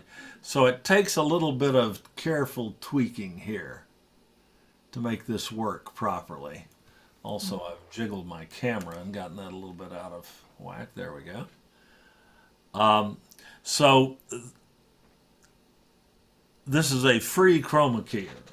Chroma keyers used to cost thousands of dollars. So it's not absolutely perfect. But particularly with a small image like this, it can be pretty good. Yeah, it is. So once you set it up, I mean, every time you have a meeting, you know, you already did like You we already already did set this. it up. Unfortunately, it you usually have to tweak it a little bit each time you go into Yeah. a meeting because lighting conditions will change slightly. If you're in a room, like I'm in a room with windows, I have shades in front of them, but they're not blackout shades. So the light, the outdoor, where the position of the sun and how bright it is and so on, will Yeah. cause these settings to have to be changed slightly to keep things cleared up. And that can happen even as you're presenting. Yeah. I No, but keep I meant the setup of like having the camera Oh yeah, if you have and your like the other screen. yeah, if you Yeah. have your scenes set up, all you have to do Okay. is select that scene, Okay. boom, and then start your virtual camera, Okay. and you're ready to go. You may have to, if you're using the chroma key, you may have to adjust that slightly, but you won't have to adjust the scene. You're right. Okay. It will just be set up and ready to go. So once you get this set up, it's extremely simple to Mhm. use. And it has a tremendous advantage to me. You're younger than I am, so it may not be quite so much an advantage to you. But when I'm presenting in Zoom and I'm sharing my screen, I have this tendency to forget which screen I'm sharing or if I'm sharing or not. Okay. When I'm presenting like this with no Zoom screen share active, what I see on the monitor in front of me is what you are seeing for sure. Mhm. So I don't have to keep asking myself, are they seeing what I think they are? Do I have to look over here at I don't have to look over at my other computer or even have that computer logged into the meeting so that I can see as long as I'm sending both camera video and screen video to my attendees by using the output of OBS as a video source in Zoom. What I see in front of me on the Zoom screen is what you are seeing. So So, what are the other benefits of using OBS, like in our, simple ones when we teach? well, you can display, you can do a lot more than just display yourself here. Mhm. Let's say you had a video that you wanted to play for your students. Well, you can share your screen and you can click, bring up YouTube and things like that, or you can display that video in a window. I'm going to add to my, well, let me share my OBS screen with you so you can see what I'm doing. I'm going to add to my scene that we're using right now. I'm going to add what's called a media source, different kind of video source. Okay. And I have some existing ones that I've created. And I'll just pick the fireplace one and add it. I can move that, I can move that around. I can put it wherever I want it. I can make it bigger or smaller. So if that were, say, an instructional video that I created that I had on my hard drive, I could play that while still having my PowerPoint slide on the screen and still talking to you. You still see me and I'm talking, and I have this video playing as well. If I want to move the screens, let's say between the PowerPoint and Smooth Draw, how would a different software, like the whiteboard? Let's say I wanted to bring up another um, application Mhm. on my screen, and I wanted to pull that up in the middle of my PowerPoint presentation. I could go to, yep, I'm still sharing the screen. Now I have to keep checking to see what I'm sharing, but I can add yet another source to this, and I'll add, let me, Let's say whiteboard or. yeah, oh, like a whiteboard, indeed. I'm going to get, I'm just getting something out of my way so I can do this. I'm going to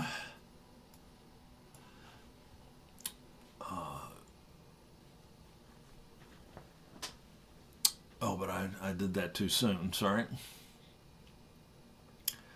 Need to get OBS back up here and so you can see what I'm doing.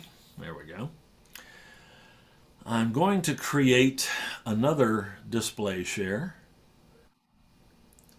I'm going to add another display share source to my scene.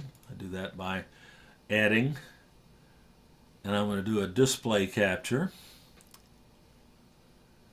And I'm going to create a new one that I don't have right now. And I'm going to call it screen 1. My leftmost, or left screen. I'd call it either one. OBS doesn't care. Okay, and I'm going to pick my display 1. And OK that. Now that produces this cascading effect initially, but I just have to get OBS off that screen and that will resolve here in a moment. And oh, that's not the one I wanted. I wanted that one. Sorry. Picked the wrong display. Okay, so there I've got there you see that cascading display because I'm sharing something twice basically. But if I pull that off that screen, and now if I bring up another application,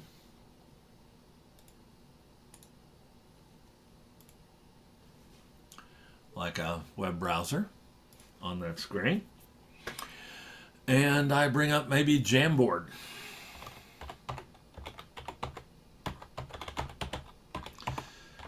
For my last presentation, it's a better whiteboard than the one in Zoom, and pull up a Jamboard, now I have that displaying in OBS. And that's unfortunate because I can't share that with you at the same time, can I? Let me share a different screen. This gets complicated when you have Zoom and OBS running on the same screen at the same time. Okay, now you're seeing my OBS screen. Let me full screen that. I have this left screen set up there. I don't want it maybe taking up the full screen, so I can scooch it down there. And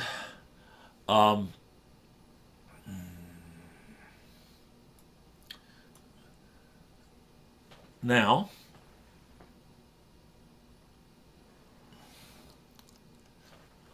why are you not seeing that in Zoom? I'm seeing that in Zoom. Why aren't you seeing that? You don't have to click the I can picture. see it. Let me try that again. We can see the cat now, the Jamboard. Oh, there we go. There's the Jamboard. Yeah. I just had to reset it for myself. It was messing with me. And, I can write on that Jamboard. And that Jamboard is really great for students. And I can, of course, make that bigger as well if I bring up OBS. So you added it as a camera, as a capture. What did you add it as? Yeah, as a screen capture. As a screen capture. Mm-hmm. You didn't have to add it to the scene? Yes, and I added it to the scene. Oh, okay. Both. I can make that bigger. Now I get that off there, and there's the Jamboard's bigger. And I can do all the things I can do with a whiteboard. I can add if I can find the actual whiteboard, there it is. I can add a sticky note.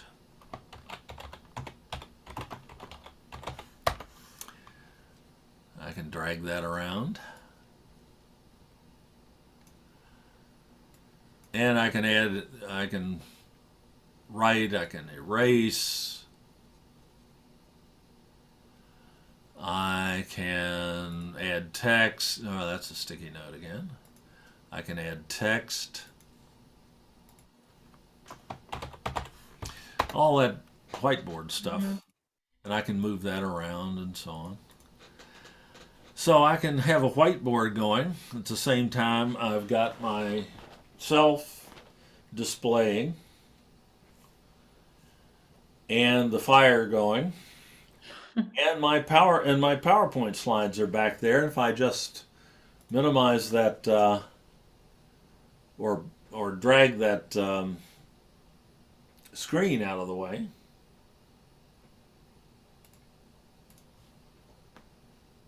How can we just show the Jamboard? Let's say if you don't want to crowd things behind. Just want to show the Jamboard. You want to be, let's say, moving from the PowerPoint to Jamboard. Right. Okay, in that event, let's get rid of that left screen share on OBS. Can I share that with you? Yeah. I can get rid of I'm sharing that screen with you. Yep. I can get rid of the left screen in the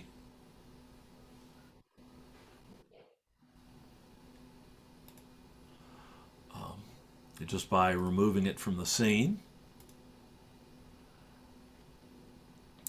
And You're not removing it from the source. now I'm sharing myself and my right screen, so I can just bring Jamboard up on my right screen. And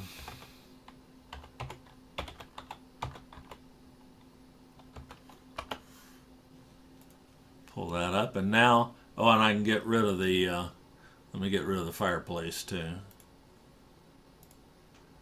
Just take that out.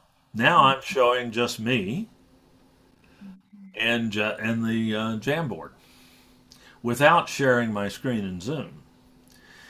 If I just wanted to show the Jamboard without myself, I could remove myself from the scene. Now it's just the Jamboard, but you could do that just about as easily by just sharing your Zoom screen, or rather sharing your the Jamboard, the screen that you have the Jamboard on. Mm-hmm. And so there's no real need to use OBS to just share Jamboard. But if you want to share yourself along with Jamboard, then yeah, you'd want to do that. And of course, I need to make myself smaller, and my key is breaking down a little bit there, and that happens sometimes when you take a source in and out that's got a key on it, so you may need to adjust that and so on. So it's a little bit of a multi-handed piano piece, but you get used to it after a while. You start off simple, and then you get a little more complex as time goes along. I tend to stick with a scene that has me and one of my monitors Yes. displayed, and people can see me talking, and then I can put anything on that screen that I want to, like my PowerPoint slides, and or I can drag another application over there. I can pull up a Word document, and let me just, and I can drag that over onto that screen, and people can see the Word document I want to share with them, and I'm in front of that. So by doing this, I can share just about anything I can bring up on my computer along with me live in a Zoom meeting without having to share my Zoom screen. And there, I just killed my Zoom share, and you're seeing Word behind me there. And it's a live Word document. I can scroll through it, edit it,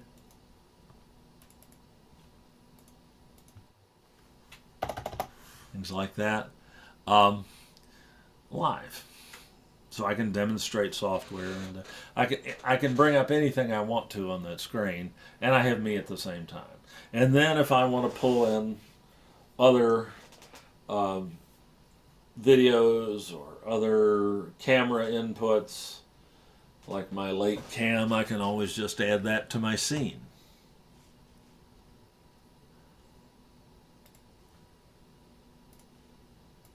Here I'm sharing my OBS again. Here we're still in this demo scene. I can add another video capture device and add the existing late cam. Let's see if that works. Yeah, there we go. And I can shrink that down so it doesn't. So I can have, just like on the evening news, I can have multiple windows with different camera sources or recorded videos playing all at the same time, and there's literally no limit to the number of things like that I can do. There might be a limit to how smart it would be to do all of that, but it would be possible to do it. It takes a little getting used to the idea, and you have to tinker with it a little bit. But it doesn't cost you a thing to tinker with it. And quite frankly, OBS is probably not really worth your time unless you have 2 monitors or more. But if you have 2 monitors or more, it's definitely worth it. You can do things that you can't do otherwise, like what you see right now. And you're really limited only by your imagination and how many different things you can display to your students and how you can do it and so on. It does take a little practice to be comfortable, though I'll tell you, I'm more comfortable now, and this was true within a week or two. I was more comfortable using OBS as my video source for Zoom than I was using Zoom traditionally with one video source at a time and sharing my screen, because I had a much better grasp on what my attendees were seeing all the time. And it was just less stressful. No, it's fine. Okay. Well, we have hit. Oops, we've gone past the 4 o'clock mark. I am sorry about that. But that was a great question. That's where I'm going to cut it today. In case we didn't have an extensive discussion on OBS, I was also going to show you how you could record your this type of presentation in Canvas Studio for later viewing, not live, but later viewing. But to tell you the truth, the easiest way to record what I've been showing you, to record a presentation, a PowerPoint presentation with yourself down in the lower right hand corner like this, is to just use Zoom to record it. And Zoom has recorded all of this. And I will put this, that it'll be in the recording of the seminar that I put on the on-demand site in a couple of days. So there's really not that much of a need to worry about doing it with Canvas Studio. I just wanted to make sure I had enough material in case people weren't interested enough in OBS for me to hold forth on it. But you all came through. So between Zoom and OBS, all of which is free to you, you can do some amazing things with putting your own presence, your own image in your PowerPoint presentations on top of your PowerPoint slides, or on top of any other video with OBS, on top of any other video source, any other screen, any other application that you might run on your computer and so on, as we saw with Word there, or Excel. Let's say you're teaching an Excel class.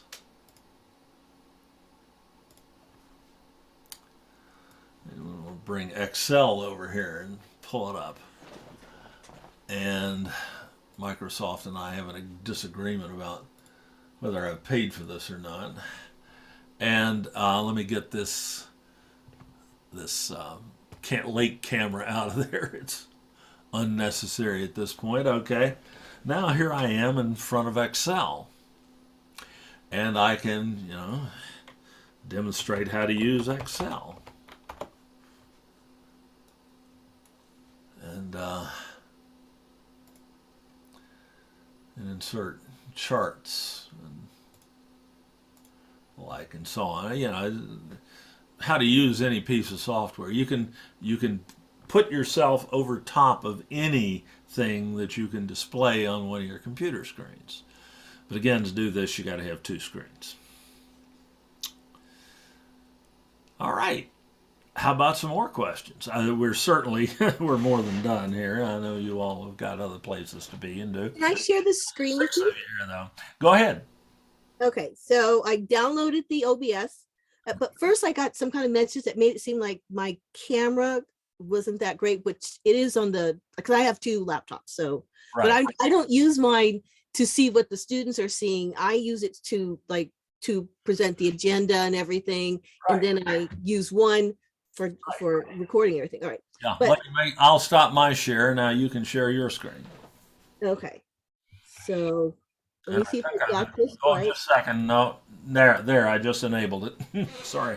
Okay. So I am recording with the main one, but this is the one with the OBS on. I'm going to share from now. So I'm going to.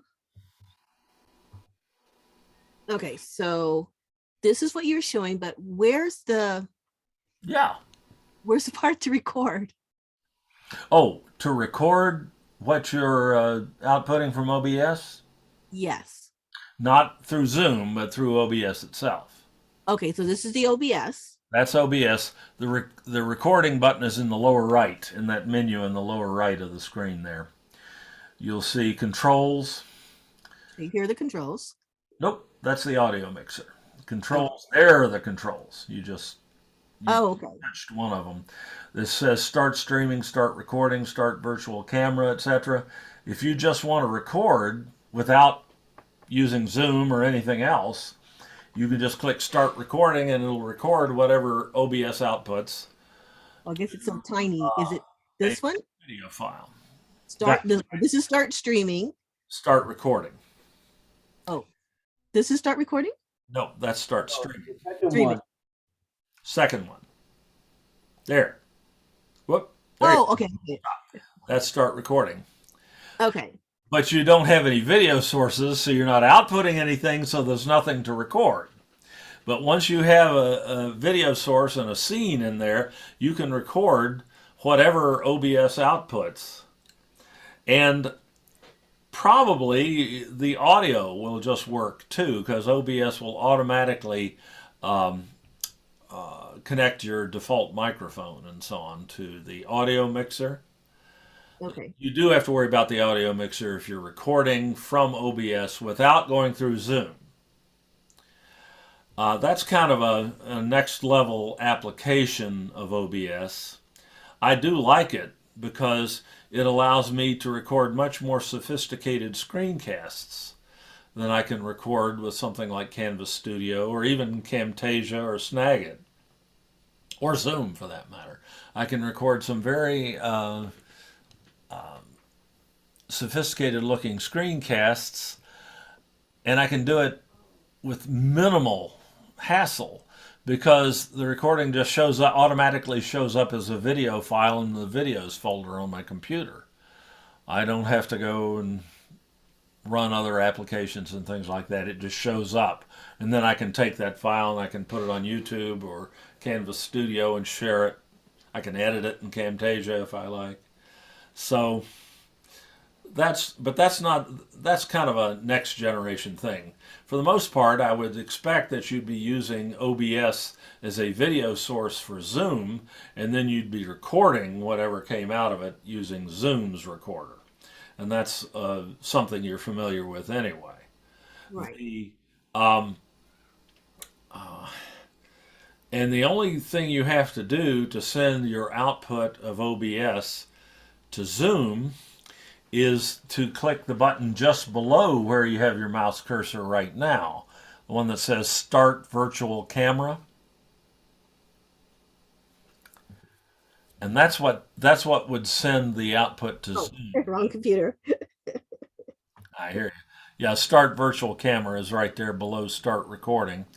And that sends the output to what looks to be a webcam to your computer.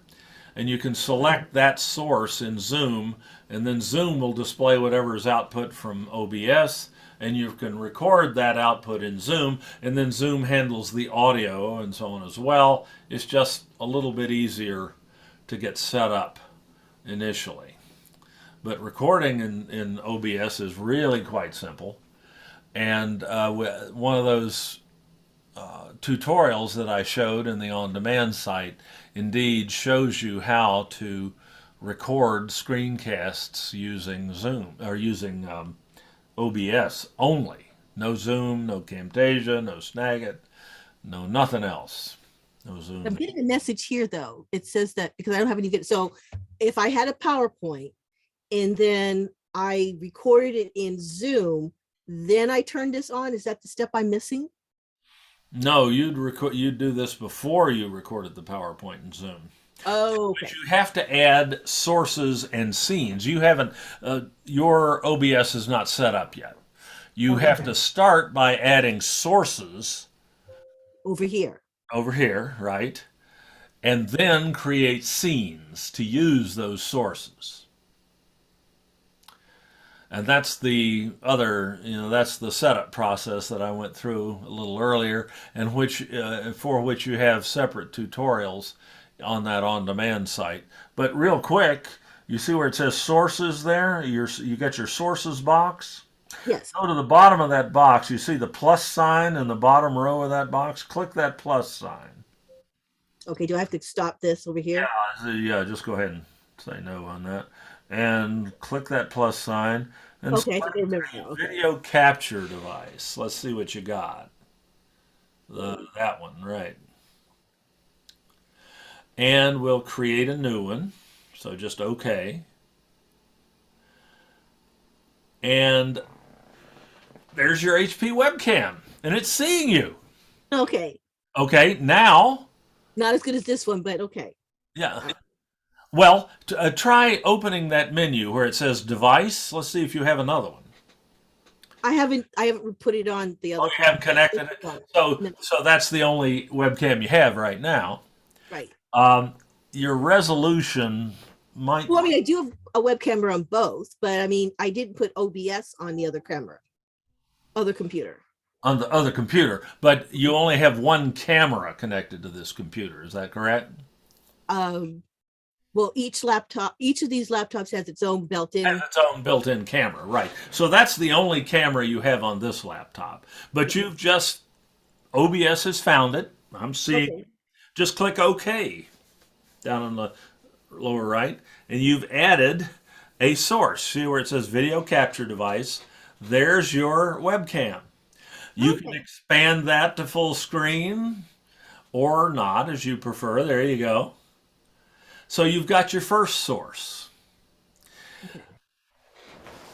If you had another camera, like your external webcam, your C920 Yeah. connected, you could make that a source, and you could have both of those displaying at the same time in their own windows. Oh, okay. So you just go through that same process. You probably wouldn't call it video capture device this time. You'd name it like Logitech webcam or something. And you'd have two sources that you could play with. When you get to that point, you have to create a scene that has both sources in it. And but you've already done the hardest part. You've added one source to OBS. That's the you can't stream right now because that requires some setup. And I don't have that yet. Okay. No, but you could do that. I mean, all it requires is a YouTube or a Facebook account. But setting that up's a little bit more complicated to do live streaming. But you could record right now. And there's your settings. Yeah. There's there's lots of screens you can open up in OBS and lots of options and so on. My advice is to take it a bit at a time, and you might want to watch those tutorials that I've put on that site where I try to take you through it a step at a time, so you're not trying to deal with too many concepts at one time. Because it was very confusing to me. I know when I was just uh, having the whole thing thrown at me at once, and I wasn't sure where to go first and next and so on. And I spent a lot of time watching YouTube videos that were of extremely varied quality and usefulness, and mostly made by people who um, Aren't educators? probably in diapers when I retired and things like that. So, Okay. I'll have to do it over the weekend, not not tonight. yeah. Well, try those tutorials. You've already got OBS installed on the computer, and you've got your first source added. Okay. So you could jump right to the scene. If you can add a second, if you plug your uh, Logitech camera into that laptop and add that as a second source, then you could go straight to the tutorial on scenes and move forward from there. And that's got you through the worst of it. Okay. Usually I have it right here, but I took it with me somewhere. Yeah, I hear you. I know that feeling. So that's some. It's one of those things you probably want to just practice with, and let me Okay. know when you have questions, and I'll answer them. I'll make you a. If it's something that requires a video explanation, I'll make that for you, and I'll get you going on this because this is, to me, this is about the most exciting thing I've seen lately. It is. I think we can do more with it and take our virtual teaching further with this than anything else I've seen. So it's worth a little time. If you really want to stand out as an online synchronous instructor, this is a good place to go. There's a gentleman in continuing ed named Eric Miller who's gotten as excited about this as I have, and he combined this with the new video technology they're putting in their HiFlex classrooms. And he did some stuff, I am telling you, that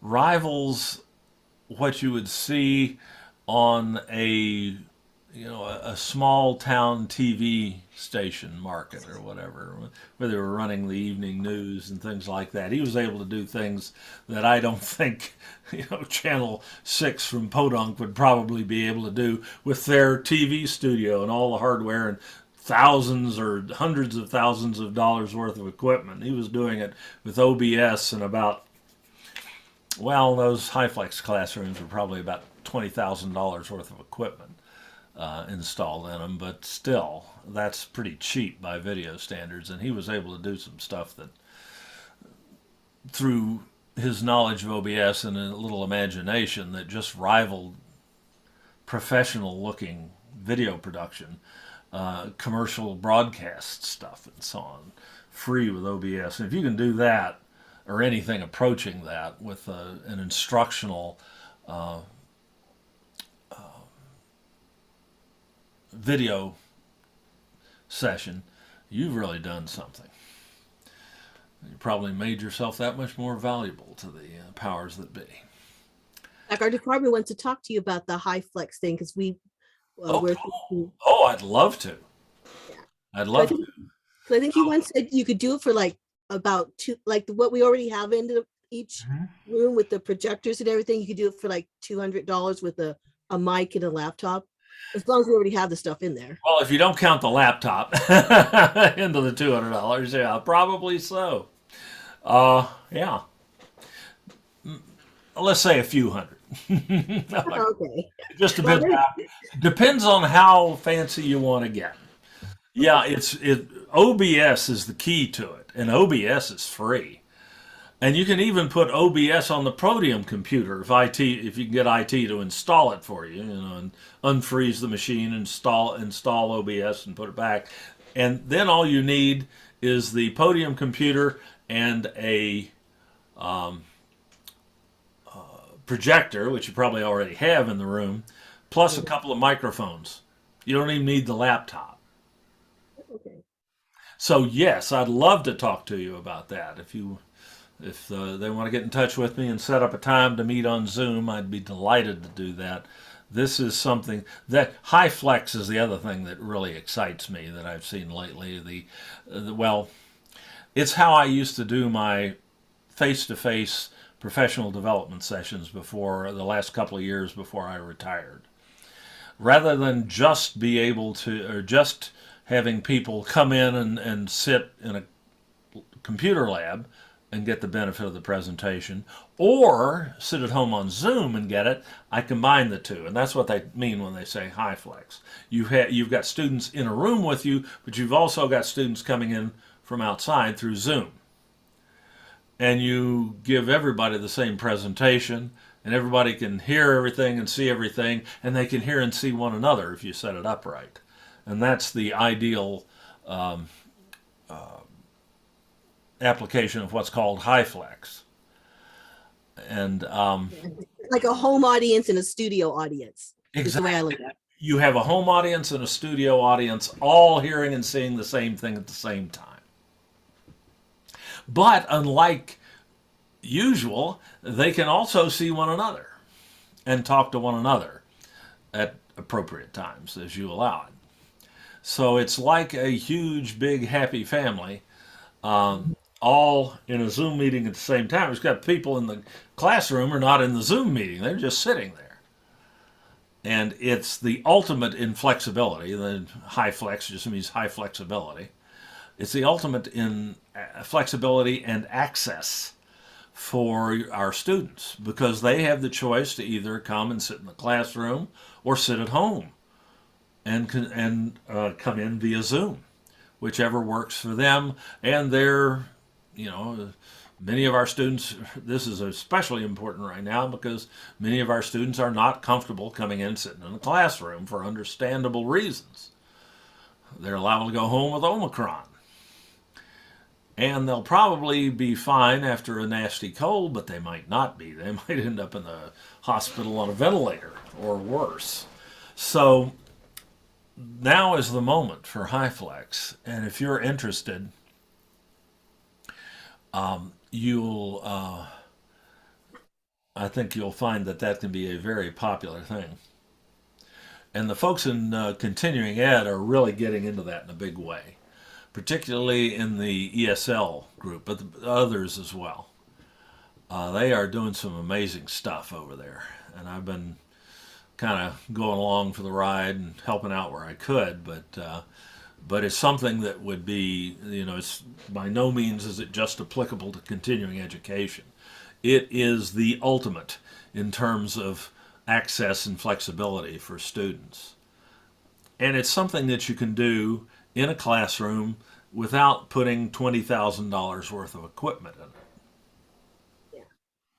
And if another department is doing it, that usually influences them. Like if continuing ed can do it, then Well, we got to have it too, right? When the presidents get together, they don't want to appear like they're not doing what the other president is doing and so on. So the next thing you know, this missive comes down from on high saying, this is something we need to get into. That's the scenario I'm hoping for anyway, because it's exciting, and OBS is a critical part of that, critical element to being able to do HyFlex well. And let's see, I think Angelo posted something in the chat here. I noticed that when a participant is in the meeting with 2 or more devices, they show up as several participants. Right, you are. And there's no way I know to avoid that. That's not a problem if you have unlimited participants, but if you have like a free account. Well, even the free accounts have a participant limit of 100. Yes, and 40 minutes, I believe. That is the major limitation on the free accounts. If you have more than 2 people in a meeting originated from a free Zoom account, you're limited to 40 minutes a session. But what Zoom doesn't tell you is that when that 40 minutes ends and the Zoom meeting stops, you can immediately start the same Zoom meeting over again. And people can rejoin, and you can go for another 40 minutes. And you can keep doing that all day. Yeah. It's a little awkward and a little disruptive, but you can just, say, okay, well, folks, I see from my screen here that we're, this meeting, this session or this segment of our session is going to be over in 5 minutes. Let's stop right now. I'll end this meeting, take a 5 or 10 minute break, and then I'll start the meeting again, and you can rejoin just as you did to start with, and we'll continue. So everybody gets a little break and they come back refreshed, and you can keep going for another 40 minutes. And you can keep doing that as long as you like. So that's not really that much of a limitation. The free accounts from Zoom are amazingly capable. And if you decide you need a pro account, like we're using here with the Confer Zoom accounts, and you need it for personal use rather than, you can get, as long as you're an employee of the district, faculty, staff, whomever, you can get a free Confer Zoom account just by asking for it at conferzoom.org. But if it's for use, if it's for personal use, like you have a business and you're using it for your business, a pro Zoom account at the base level costs, if you pay for it by the year, it costs between $13 and $14 a month, or about what HBO Plus costs on your Roku, your Apple, or your Apple TV, and you can do amazing things with it. That account has unlimited meeting time, or individual meetings can have unlimited duration, and you can have up to 100 people in the meeting at a time. Dave, I don't know if it's appropriate for this. I don't know if you stopped recording or whatever. No, I'm still recording. Should I stop recording? Yeah. And we're done.